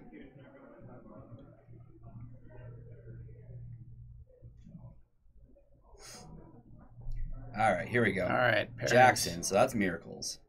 Jackson versus Zach. versus Zachary. And Zach's going to be on Sultai Control. Bryce versus Remy. Remy. So Remy usually plays a couple different things. He was messing around with like some blue-white control variants that weren't miracle based, The rip Yeah. helm. like Rip Helm and stuff like that. Yeah. And He also energy plays field. Tez and stuff like that. So Yeah. Usually he plays Tezzeret. Bryce versus Remy. Yeah, we'll watch Bryce versus Remy on this one. yeah, We'll have Jackson and Zach on the back. I think that matchup will be one that goes pretty long. okay. Sultai versus Miracles is a pretty grindy matchup. This one, Remy. Yeah. We'll have to see what Remy's on. Usually he plays Tezzerator, but he has been experimenting with some other things lately. We've also seen him on Storm and some other craziness. And it's Tezzeret. All right. Tezzeret it is. So we've got Bryce on Bant Hackbert. Because that's a thing, I guess. Alright, let's transition over, and Remy starts things off with the swamp.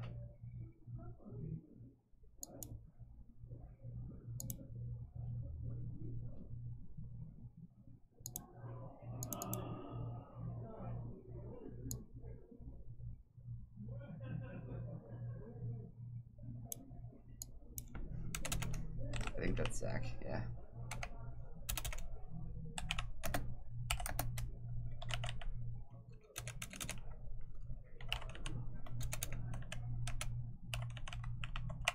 Is it Sultai? Yeah, you can just call it Sultai, that's fine. Alright, so Bryce starts things off with a Mox Diamond and a Dryad Arbor. Now, this might just be me, but whenever I have a Mox and a Dryad Arbor, I am pitching the Dryad Arbor long before a fetch. Just throwing that out there. I don't know exactly where this is headed, but we're about to find out. We will. I can say this much. Remy's looking at an EE in his hand that does not kill Dryad Arbor, and But it does kill the Mox. Yes, it does. Tezzeret does not have removal. It does not have access to water. Chalice on 1. Okay. Chalice on 1, that's not going to do a whole lot to Bryce's deck. Yeah, pitching Arbor is way better. You don't want to see Arbor. The only time you want to see Arbor is when you go get it because, you want to see Arbor. The Arbor is never a draw you want to see. You want to search for it.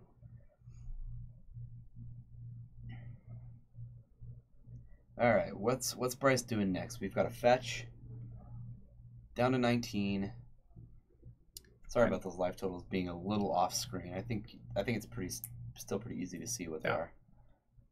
Best play'd probably be like a knight or something like that. A knight or a true name? Or true name. This It'll screams get true forced, name to me. But yeah. Getting a blue source definitely sounds like true name. Yeah. Nope. Knight. And that's going to get forced. Shows what I know. Yep, Force of Will, pitching Force of Will. This is actually really good for Remy.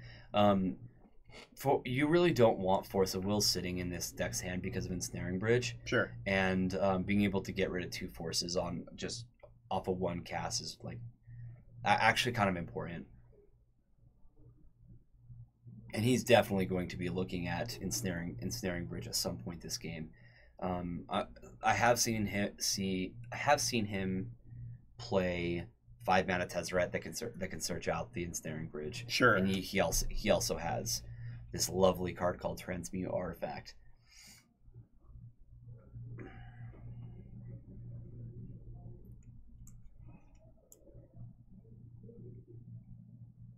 It's a garbage fire. Hey man, looking forward to seeing how your deck does. It's Garbage Fire. All right. So Tireless Tracker at the play. This is a powerful card. It's not a card that's going to beat Thopter Sword very easily, but Remy doesn't have the other half of the combo in his hand yet, and I don't see much in the way of card search in his hand. Like, he doesn't have a Tez or anything like that to start digging. So Bryce might get a little bit of time here. Yeah. Oh, Lobmert. That reminds me. I actually have Garbage Fire in my cube. Nice. Yeah, that's a card. It's a conspiracy card. I totally forgot about that. Yeah, I have a foily one that I keep like off to the side. I have a bunch of conspiracy and draft only stuff for my cube. Deluge for 2. That's gonna be a hit. Yeah, definitely. High five. Now Captain QC's like, okay, well, that's Garbage Fire. It's a bad draft card. Well, actually, it's like really good in draft, but it's not the best in cube. It's pretty decent. Kills most things. Let's just put it that way. It gets drafted really late, and you're gonna deal a lot of damage. Yeah, promise. Yeah. Every time I've ever seen it in draft, it's like, kind of okay, like hot 3, potato. Yeah, right? it's like 3 mana, deal 10 damage to target creature. Okay. And Boros Reckoner is in the cube, FYI. So if it's like the last thing. So Deluge gets rid of both the land and Tireless Tracker. It's more like a 3 mana spread. Okay, so these are 2 clues that he's got. Yep, 2 clues. The black card. Yep. Okay. Yep, Leovold inbound, and Remy really doesn't draw a lot of extra cards, so this isn't too concerning to Remy. Okay, so Dark Depths is also a plan. threat. Yeah, that's a plan. I mean, that is never gonna get through Thopter Sword combo, but we haven't seen that. Yeah. No bridges yet either. So not only that, but he's not blue. Yep. So even if he found a Transmute, he's 2 blue off of casting it.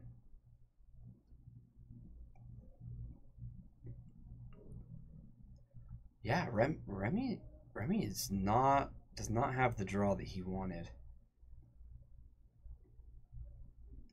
Yep. By the way, the Tezzeret's probably what I'm gonna play on Friday. Just FYI, I'm gonna play some Tezzeret. Shocker. That actually is a shocker. Why? Because I've been playing so much Agrolome Yep. lately. So interesting. Remy runs out the explosives, which hits both the Mox and his own Chalice.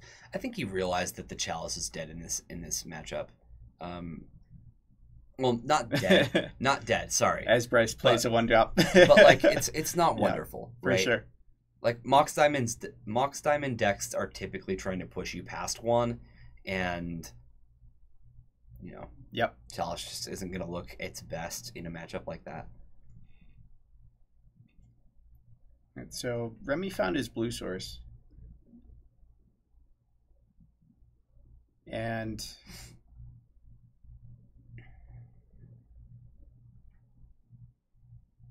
I don't think Remy has access to 3 colors of mana in his deck, so he's not going to be able to run up that explosives to 3.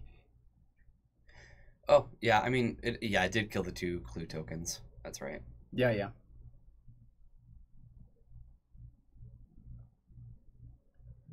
All right, so this knight presents a potential 2020 next turn available. Yep. Okay. So this is the first blue source. Oh no, he's got a polluted delta. Yeah, he's as got well. a delta. Okay. So we're gonna have to see what he can find here. All right. Here's a new Chalice on 1. Chalice on 1. Yep, and we're gonna untap with a Knight of the Reliquary. Now, through my experience with Knight of the Reliquary, Yep. when you untap with it, you win games. Yeah. Just in case people weren't aware of that. Yeah, Merit Lage is a threat here, for sure. And it looks like Bryce is going to take that game. Yeah.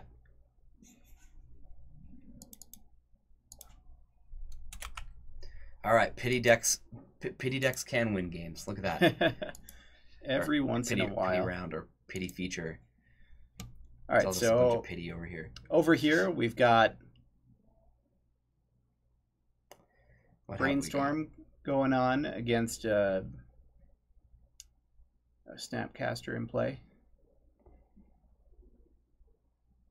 This deck is fire. I thought it was garbage fire.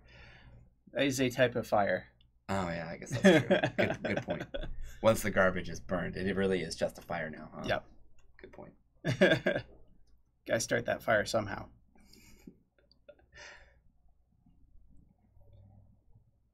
Where we like to go, it usually gets started with like cardboard or like Mountain Dew 12-pack boxes.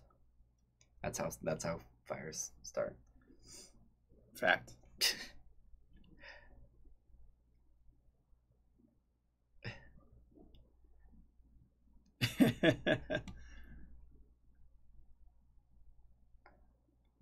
Billy Joel did start the fire. He'll try to deny it though. He didn't start the fire. All right, Inquisition. Let's see it. What's going on over there? Another Snapcaster. Probably just gonna counter that. That's gonna draw out a force, it looks like.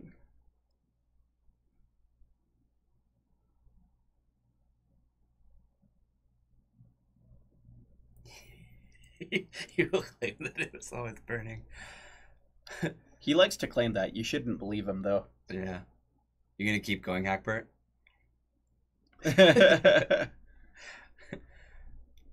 Alright, so Inquisition doesn't hit.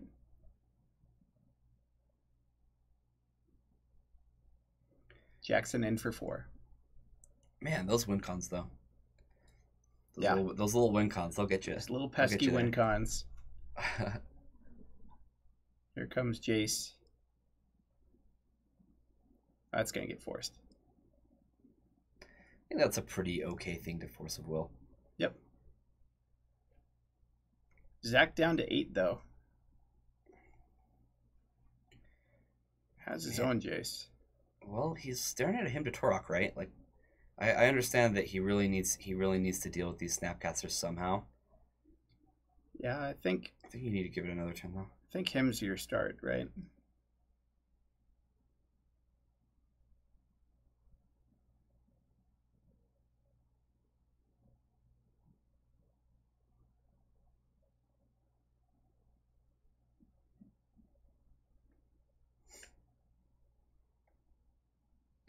Yeah, this is a tough spot. You really don't want to Jace one of these Snapcasters to try to save a damage or two. That's just terrible. Yeah, for sure. I feel like you're either going to cast Jason Brainstorm or you're going to hand it to Arkham. Yep. And I do think that where you are on such a tight clock, you need to cast Jason Brainstorm. Yeah, I can see it.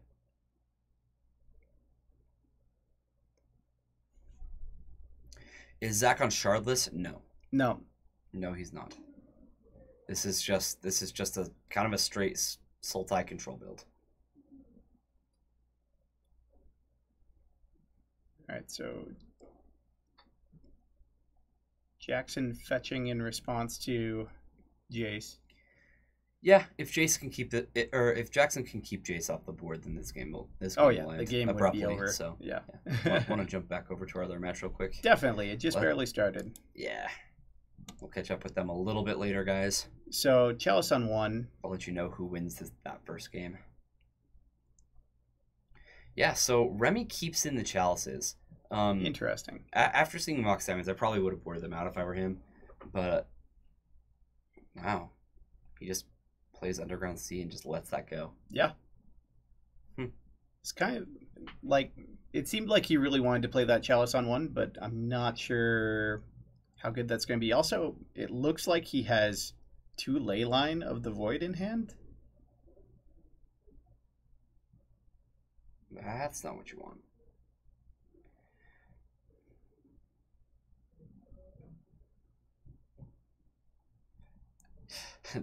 Two and 2 blue, gain 4 life, and Brainstorm. Oh, he's got Foundry. Yeah, okay, that's the plan, man. I mean, that's the plan, right? Okay. So, is that a Crossing Grip in hand, though? I couldn't tell.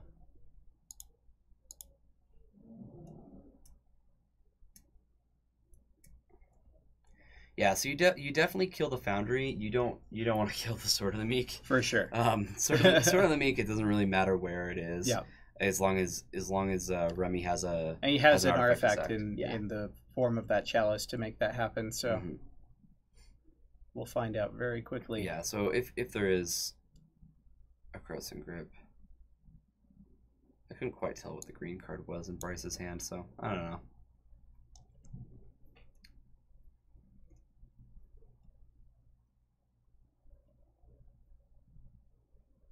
Hard to say. So Bryce just making sure he understands the interaction and where he needs to interfere with, right? Yeah. With different things. It's this is what I like about having English cards. Yeah, for is sure. That you may know what the card does, but it's important to know where you can cast things and response and that kind of stuff. Draws a Leyline. Ha! All right, Caracas, go. How does it feel? Dimir Signet the draw. Yeah, and he's probably just going to play that. Yep. That's a happy thing to see. Yeah, he's Crossing Grip. He's Crossing Grip, Loam. After seeing this Signet get played, first off, I'm surprised he didn't just kill the Foundry to begin with. Sure. But now that the Signet's been played, I'd just kill the Foundry. Yeah. Yep. Yeah. It's going to get gripped. All right, there's a diamond, and we have plenty of mana now, multiple Brainstorms. Oh, Chalice. I'd imagine. Yeah, Brainstorm's not doing anything. I wouldn't be too surprised to see Mox Diamond into Loam get things started. But looks like Knight's going to be the play here. Yeah, I actually like this better. He's got 2 Knights. Yep. Didn't see the Knight. Yeah, so he's got 2 of them. He actually has another one in hand. Like, Here's the thing. So Remy's nearing in on cast Tezzeret turn, Sure. and if okay, yeah, Okay. that's really good against Knight. They'll also block a 2020 for a turn. Did he have a land for Mox? It does not look like it. He had the Dark Depths. This is an awesome 60 card EDH. Kind of. There's a lot of one-ofs when you're playing with Knight of the Reliquary, that's for sure. Very true. Most Knight of the Reliquary decks are also Green Sun Zenith decks, so like outside of the Knight, They're super toolboxy. it's like a bunch of one-ofs. Mhm. Yeah. Ensnaring Bridge should be fine. Yeah, and Searing Bridge should definitely be fine. Yep. Also good against the 2020 plan. Unfortunately, I think Bryce had to take Remy off of Thopter Sword combo. He's gonna lose to Thopter Sword combo. He's gonna lose to an E Bridge. So like, Yep. Both he of them probably need to be has dealt more with. outs to Bridge than he does to Probably. Thopter Sword. Yeah. Bridge is real good though. There's an Inventor's Fair coming down. Yep, and he's got the artifacts necessary to start gaining a little bit of life. What do we got for 3 mana? Looks like Bridge. There's the bridge. And here Bryce is saying in his head, man, why don't you just be more annoying or something? Yeah, I mean this is what Tezzeret does. I mean, I'm a huge fan of this deck. So even though Bridge is coming down here and it's keeping the Knight from attacking, the Knight is still an incredible source of card, just to be able to find the cards you need. He's gonna go get Thespian Stage. I'm not entirely sure why he's looking at a 2020 right now, but he's getting a 2020. If he can untap and just kill the Bridge, the game ends, right? He might be hoping to just draw another Croson Grip or something like that. I'm kind of surprised to see Croson Grip when you're a Green Sun Zenith deck. Like I kind of expected just to see a bunch of Rex Sages. Looks like Teague is the draw. That's kind of an awkward one. It would stop Tezzeret, but it also keeps you off of like Green Sun Zenith. We do know that Bryce has a Rex Sage that he can Green Sun Zenith for, and he can't do that if he plays Teague.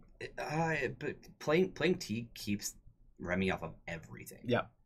Other than another Thopter Foundry. Very right? true. Yep. So Transmute could also be good. Bryce is going to start with a Loam.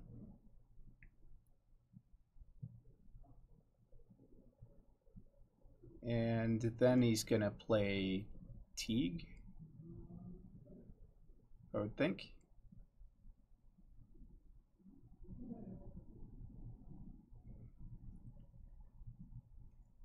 Okay, so that's going to shut off Remy's hand.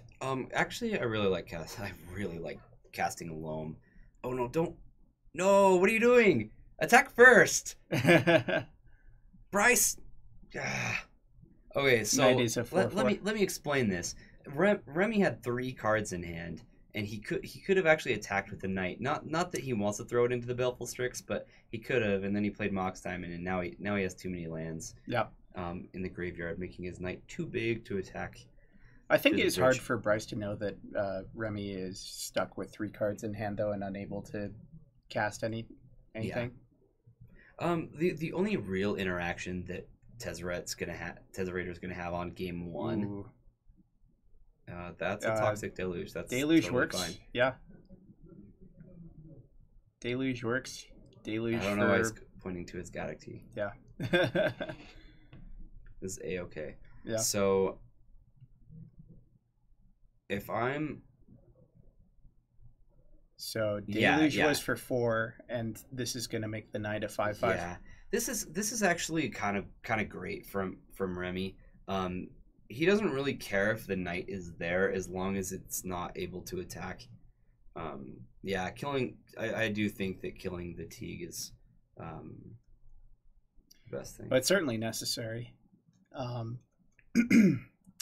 Wasteland also pretty good. It's going to be able to start attacking Remy's mana base. And, yeah, you want to kill the Inventor's Fair. And that could potentially strand more cards in Remy's hand. I mean, he's got Loam, so he can start wastelanding like crazy. Sure. In fact, I actually think that that's what he needs to do to win this game. Yeah, I think that's the way to go. Yeah, just get Remy stranded with 7 cards in his hand that he can't cast. Should have deluged for 20. I agree. Yep. Yeah, you're right. Strictly better. That was just silly. Yeah, I like taking care of Inventor's Fair here. All right, so Bryce copied the Wasteland with Thespian Stage. Yeah, I like this play. Yeah, I like this play a lot. The other thing he could have done is double Wastelanded this turn. I would have been pretty okay with that too, but he'll be able to do that this next turn and just leave him with a Signet. Okay, Thirst for Knowledge. Not most Tezzeret decks do not play with Thirst for Knowledge, but I mean, I think Remy's actually going to discard 2. He just wants those ley lines out of his hand. yeah. No. Just Okay. pitches a Baleful Strix. Very interesting. There's 2 more life, and what have we got here? Another Signet. Another Signet. Okay. Yeah. So, I mean, Signet's exactly... Okay, so this actually makes it really hard for Bryce to do what he wants to. But he still can. He still can keep... So if he Remy out of mana. double Wastelands here, then Remy's down to 3 mana. He's still stuck with 4 drops in hand. 3 4-drops in hand, unless he draws another mana source immediately. No, Tameo! Tameo goes to the gravy. The field researcher! Come back! So Bryce hits the Ancient Tomb. Yep. And I would guess that... Yeah. Yep. Let's just get these back. Sure. Doesn't really matter what that third one is. I'd probably just play another Wasteland. Yep. Good call. I think that's the way. Okay, so the last land is a basic. Does Bryce run Ghost Quarter by any chance? Yeah, 1. Or 2? 2 Hackbert? Hold on. That was...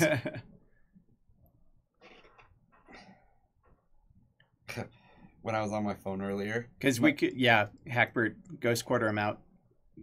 That could be a plan. Looks like Thalia is going to be the play. That's another good one. Thalia is going to be able to start attacking in here. Yeah. And it keeps those 4 drops from being cast.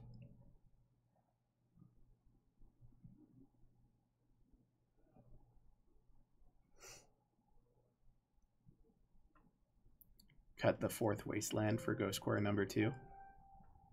I probably want them all. I've even considered going up on Ghost Quarter in my deck. The Volrath Stronghold doesn't really need to be there. Yeah. I can see it.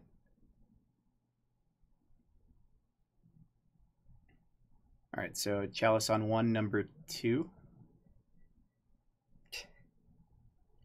Well, that'll show him. Yep.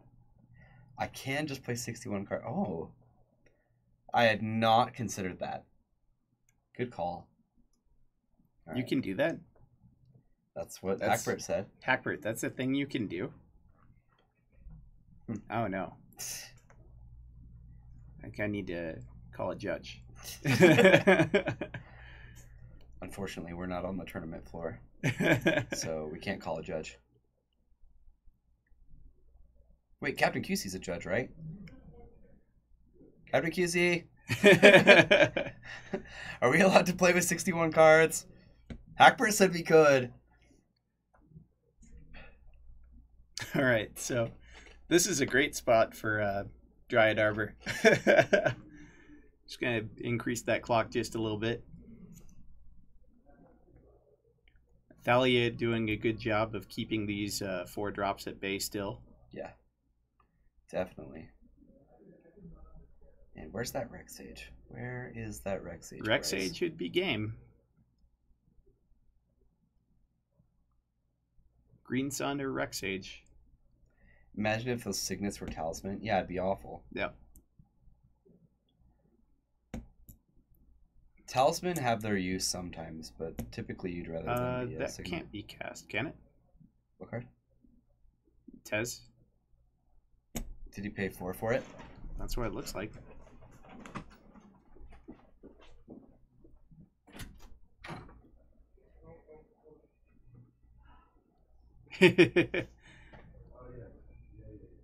God, Bryce, if I have to come out here one more time. There we go. Okay. So Remy had the extra land and just, yeah. Bryce just looks over like, yeah.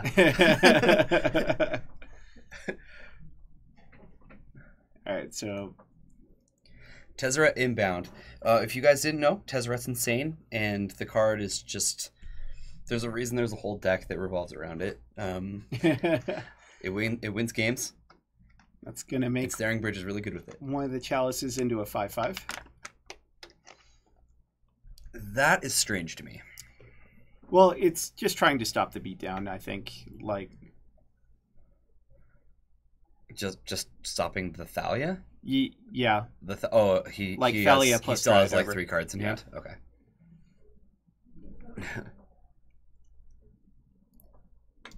Yeah, I actually think Remy's going to end up with this game. Unless Bryce can find a Green Sun Zenith or a Reclamation Sage very, very quickly. That's what he needs, for sure.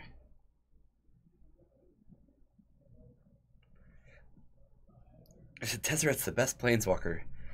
Too bad it just requires a whole deck around him. Yeah, well. So here comes sweet another deck. knight. Dude, Tezzeret is really one of the most fun decks to play. I really believe that. Tez is a really cool deck. It does a lot of things that are different from other decks, and it's a different kind of control deck, right? It's a really expensive deck. Yeah. It's a really expensive deck. But so much fun to play. All right, so Remy gets another land. I was kind of surprised that Bryce didn't continue to waste land. He might just not think that it's relevant anymore. And now it's certainly not. All right. So Leyland's going to affect the graveyard from now on. Yep. It doesn't really function like Rest in Peace, where it gets rid of the graveyard upon impact. But he certainly has at least Brainstorm in hand. He's had 2 for a while. Yeah. He's just sitting on like 2 Brainstorms and a Noble. Yep. Jealous is doing some work, and this Tez is... This Tez is going to ult. Yeah, the Tez is going to win on the ult. Well, let's see. 2, 3, 4, 5, 6, 7, 8 currently. I see 8. Yeah, I see 8. So he only needs 2 more. 2 more artifacts to get the kill, and one of them will be drawn off of Tezzeret's plus. Yep. So I'd guess 2 turns, and Remy will win with Tezzeret. Who needs to win with a Merit Lage when you can just like kill your opponent in just like 1 blast and gain 20 while you're at it? Like, it's like, is that just like the rub-ins or what? Like, hey, I'm gonna deal you 20. Not only that, but I'm gonna gain 20. Then your opponent's like, yeah, but your life total doesn't matter because the game's over, and you're like, oh.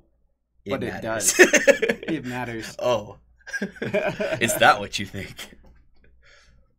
Turn 2 True Name, turn 3 Tamiyo next game. To do that, you need to go up on your Tamiyo count. Don't be a wimp. 3 or 4 Tamiyo or bust.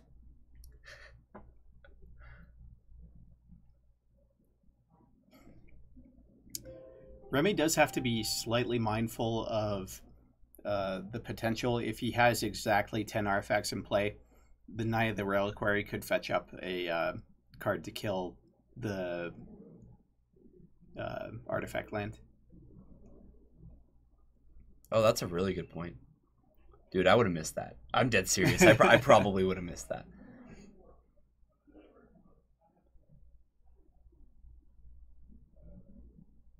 Yeah, just a wasteland coming in could absolutely stop him in his tracks.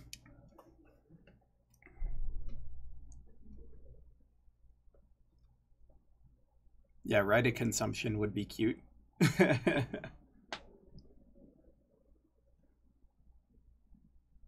6. Lots and lots of mana. Chalice on 3. Chalice on 3. Did he pay 7 for that? Did he? I can't tell with his lands all put together like that. Me neither. That's like such a no-no.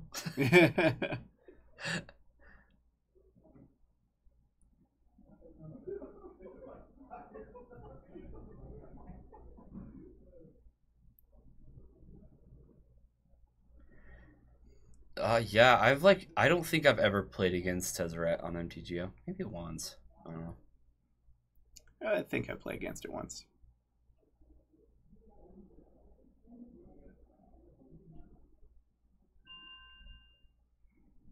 Okay, so Remy has Sorcerer's Spyglass in hand, so he is going to be able to Put that on Neither Reliquary to get around this. Yup. Is Thespian stage is just a Thespian stage right now, right? Correct. It's not like a Wasteland or anything? This one is just a Thespian stage.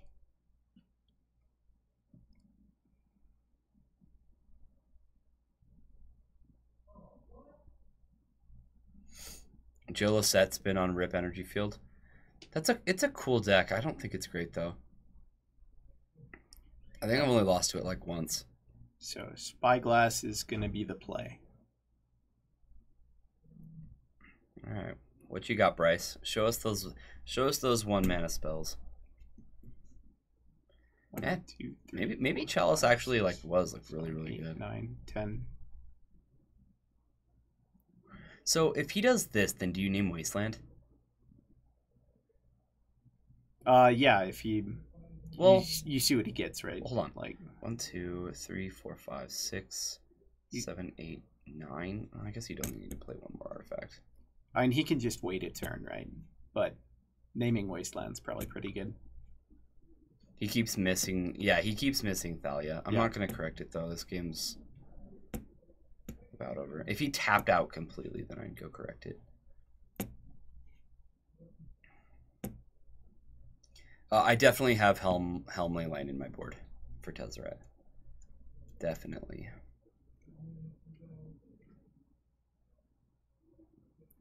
Blue-red wizards with a mix of burn and counter with vials and Rashad and ports. Well, that would be a really interesting deck. I haven't really thought about that. Thought a lot about that, Rish the Mage. That sounds really cool though. Vidalcan Aether Mage. Yes. Vidalcan Aether Mage. Wizard cycling. Wizard lightning. Gets over Chalice. Oh, that's funny. Yeah, you're right. What's the wizard?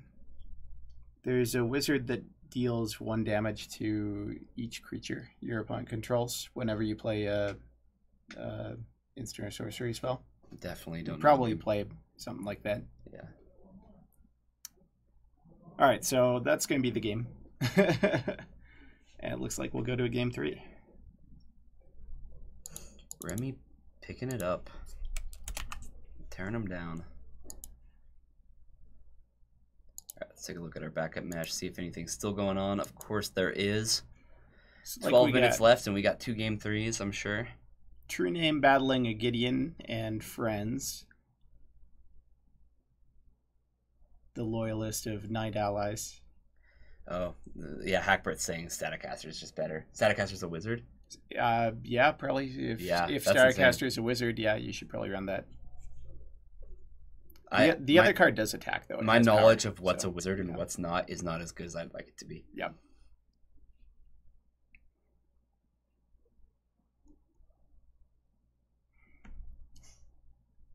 Okay. So Liliana doing its thing. Human wizard. Human wizard. What do you know? Ruining the world. Learned something today.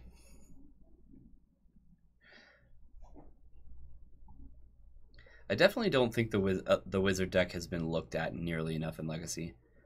I mean, do you remember how long it took after Topps banning to actually get to like a solidified metagame? Oh yeah. It actually took like a really long time.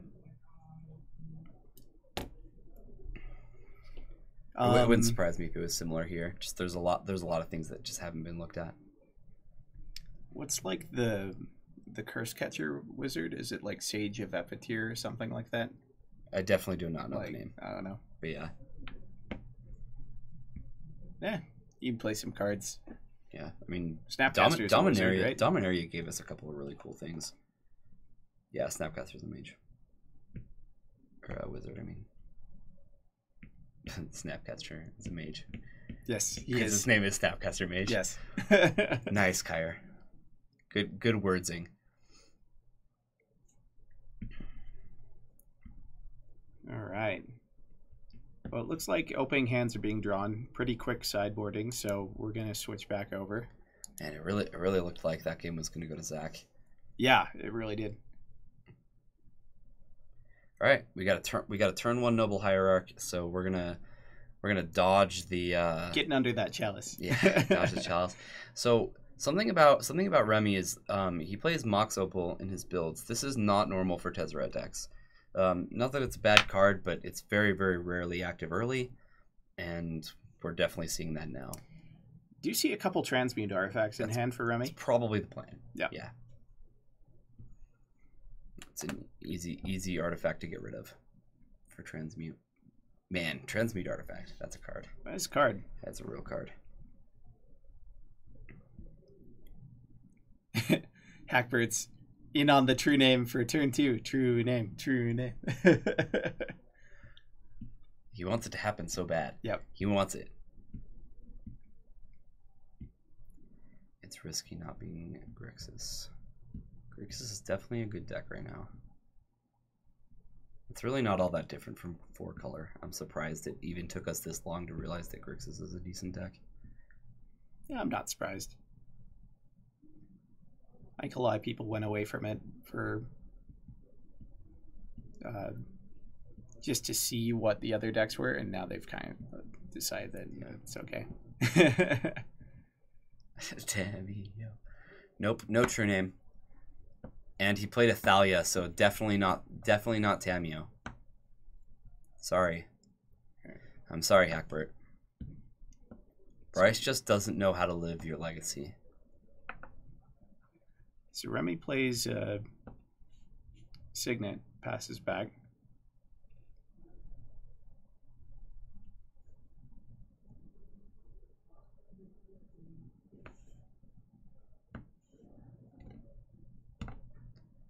Yeah, we'll have to see where. So Thalia actually is messing up transmute quite a bit. Definitely.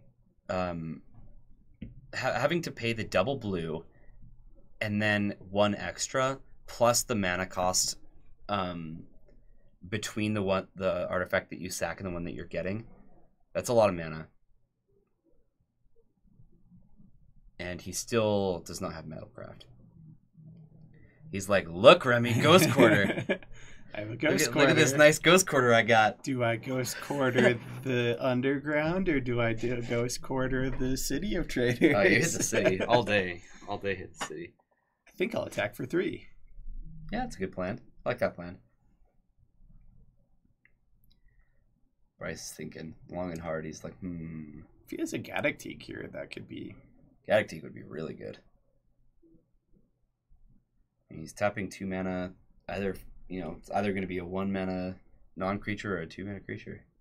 He's got a Rex Sage in hand. Look, he found it. Yeah. He found the Rex Sage. It's a good spot to I be mean, in. that's going to be a really, really good card this game. Ooh, okay. Yep. Rex Okay. Sage. Yeah, let's just take out that Signet. Yeah. This is pushing that Opal even further off. It's making it really, really awkward for Remy. And Ghost Quarter the City. Yeah, I like this plan a lot. Yeah. I like this plan a lot.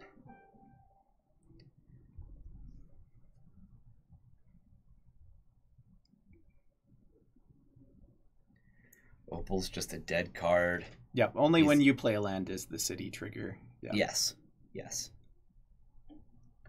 Yeah, so getting the land off of the Ghost Quarter would not kill the city. Correct. Inventor's Fair, the play for Remy. So, does have access to play a 2 mana card. He's not going to. He does not have the mana to transmute and pay for like a signet or something like that. In for 4. Now comes Knight. There's the Knight, and That's I mean 4/4 currently. yeah, and the Knight can like basically win this next turn. 8, yeah, not far off. 9, Yeah, looking pretty good. yeah.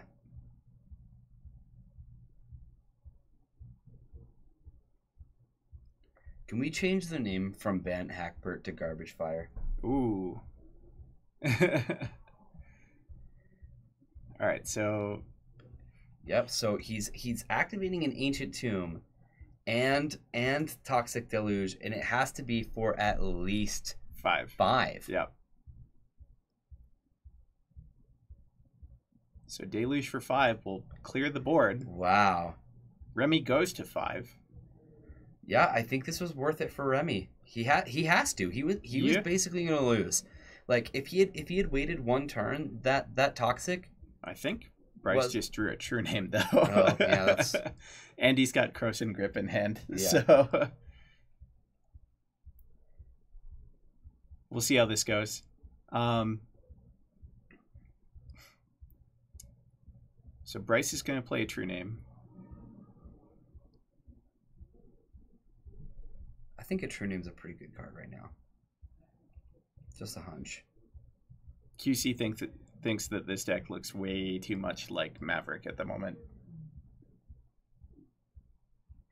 I mean, it basically is, right? Like Maverick is just Heavier has blue. black. Yeah, this is just like a heavier blue Maverick, and then it has. Yeah, it really is. Yeah. You know, sometimes you just need brainstorms, all right, QC? And true names. And True Names. True name might get it done here.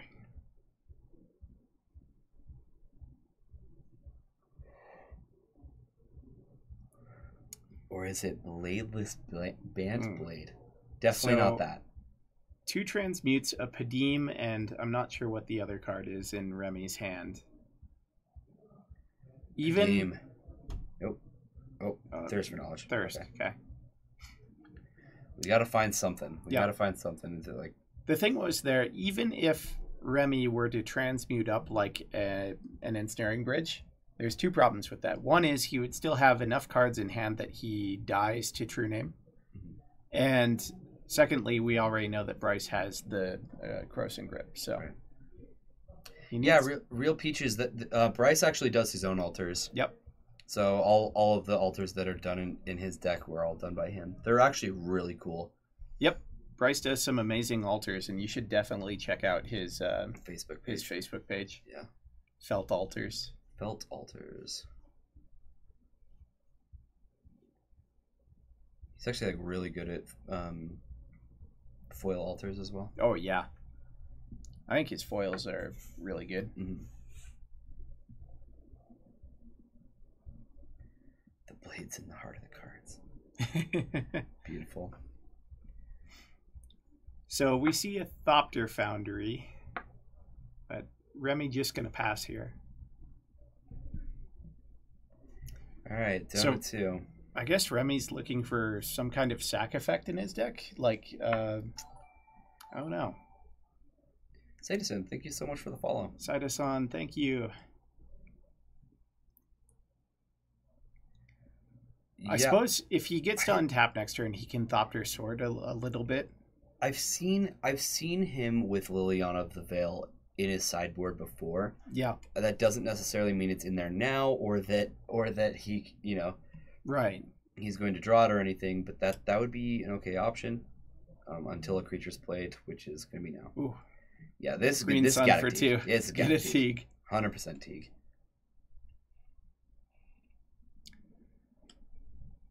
All right. Well, that turns off the sack outlet idea. Yep, it can't be second Toxic Deluge. Yep. Deluge would only be able to do it for 1 anyways. Damnation can't be cast. What else? What is there? I think he just needs to Thopter Sword a bit if he can. I don't think he has the life Marsh to do it. Casualties kicked does it. 1, 2, 3, 4. He'd have to have a land to go with it. And he'd go to 1. Dang it. It was just an idea. Looks like he's got double Foundry, double Padim, Transmute, and Karn?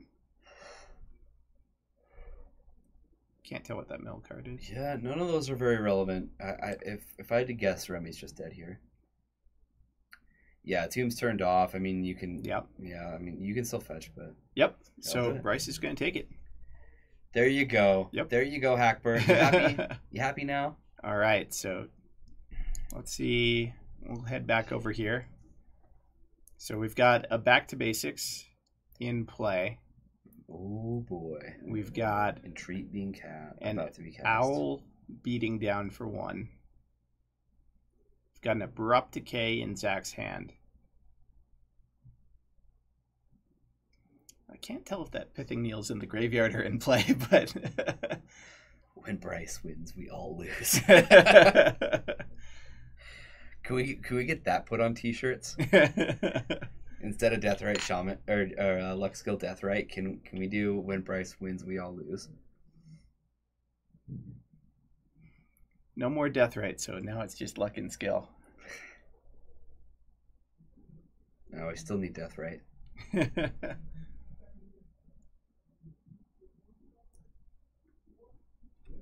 What quote number? I'm gonna take it. I'm gonna take like a screenshot of that and make sure Bryce gets to see it. That's really important. Quote number 27. 27. Nice. Perfect. Perfect.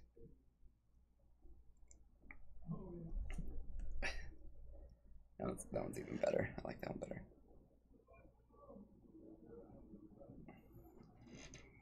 All right, so here's an Entreat. Entreat for 4.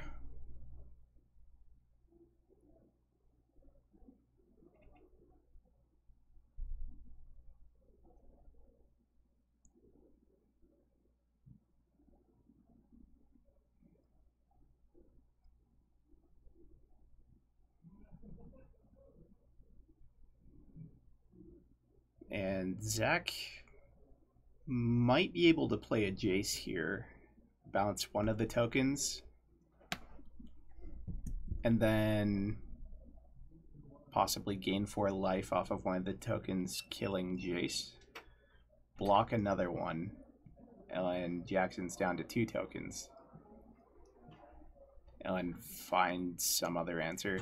Yeah, his plate's full. I mean, there's not a ton he can do from this point, but yeah, I mean that's our option, right? Yeah.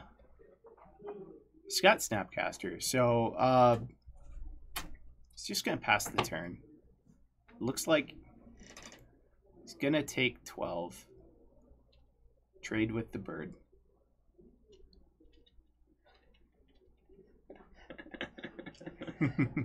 Welcome, Brian. That's one of the funniest quotes ever. It's great.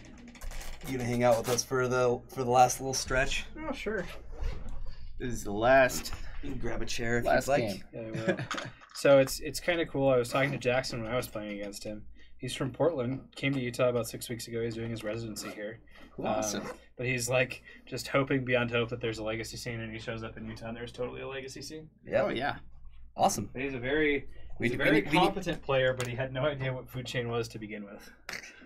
Well, you know what? I've like I've said before, we've really needed more Miracles players, so I'm happy to have them. All right, so Always more Miracles players. lands get unlocked. Did you see the new, Bryce new has quote entered that was the added? room.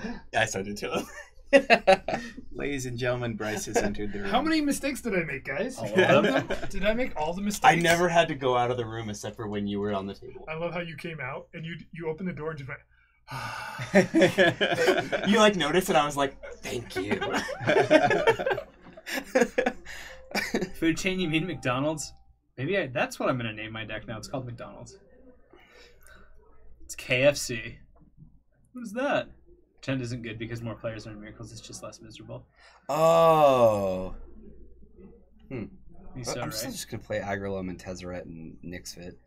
Those are my decks right now. All right. Look at these guys playing like real decks that actually do things. I mean, like Zach here has to kind of play that Jace to bounce an angel so he doesn't die, right? Matt, I actually like the deck, Matt. I haven't played any like Maverick really, so choosing what to do with your knight and when, I felt like I should have been doing something and I wasn't, and I think that was wrong game 2.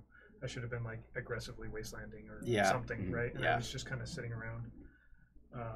But I wanted to draw. I had several outs to Ensnaring Bridge, so I kind of wanted to just draw cards. Yep. But I liked the deck actually. It was fun. I got to Tameo for a win, which was great. Yeah, Right, looks like Jackson got took there. it all. Yeah. Sweet. So his first time in the store, hoping Just- there was a legacy scene, and now Runs the tables. just beats everybody. No biggie. Not a big deal at all. Awesome. Dun, dun, dun, dun, dun, dun, dun, dun, And I dun, made dun, tons of dun. mistakes, which feels good actually. You know, in a way, like You gotta playing learn. Magic where you get to learn something, Oh, and, yeah, and afterwards you go, "Oh, duh, I'm an idiot. I should have played that different."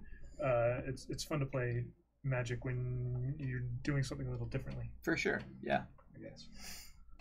Well, that concludes our 4-round Tuesday Night Legacy. And everybody lost. Sorry, guys. Yep, everybody lost. Yeah, thank you so much for joining us, everybody. We appreciate all the follows and subscriptions for today. As always. For sure. So on that note, we will see you on Friday. Yeah. Friday, 7:30 Mountain Standard Time. Back for another Legacy 4-rounder. F&M. And quote 27. Quote 27. Quote 27. You can relive that. Just don't go to any of the other quotes, and we'll be fine. Yeah, we don't need to relive those. Have a good night, guys. Thanks, guys.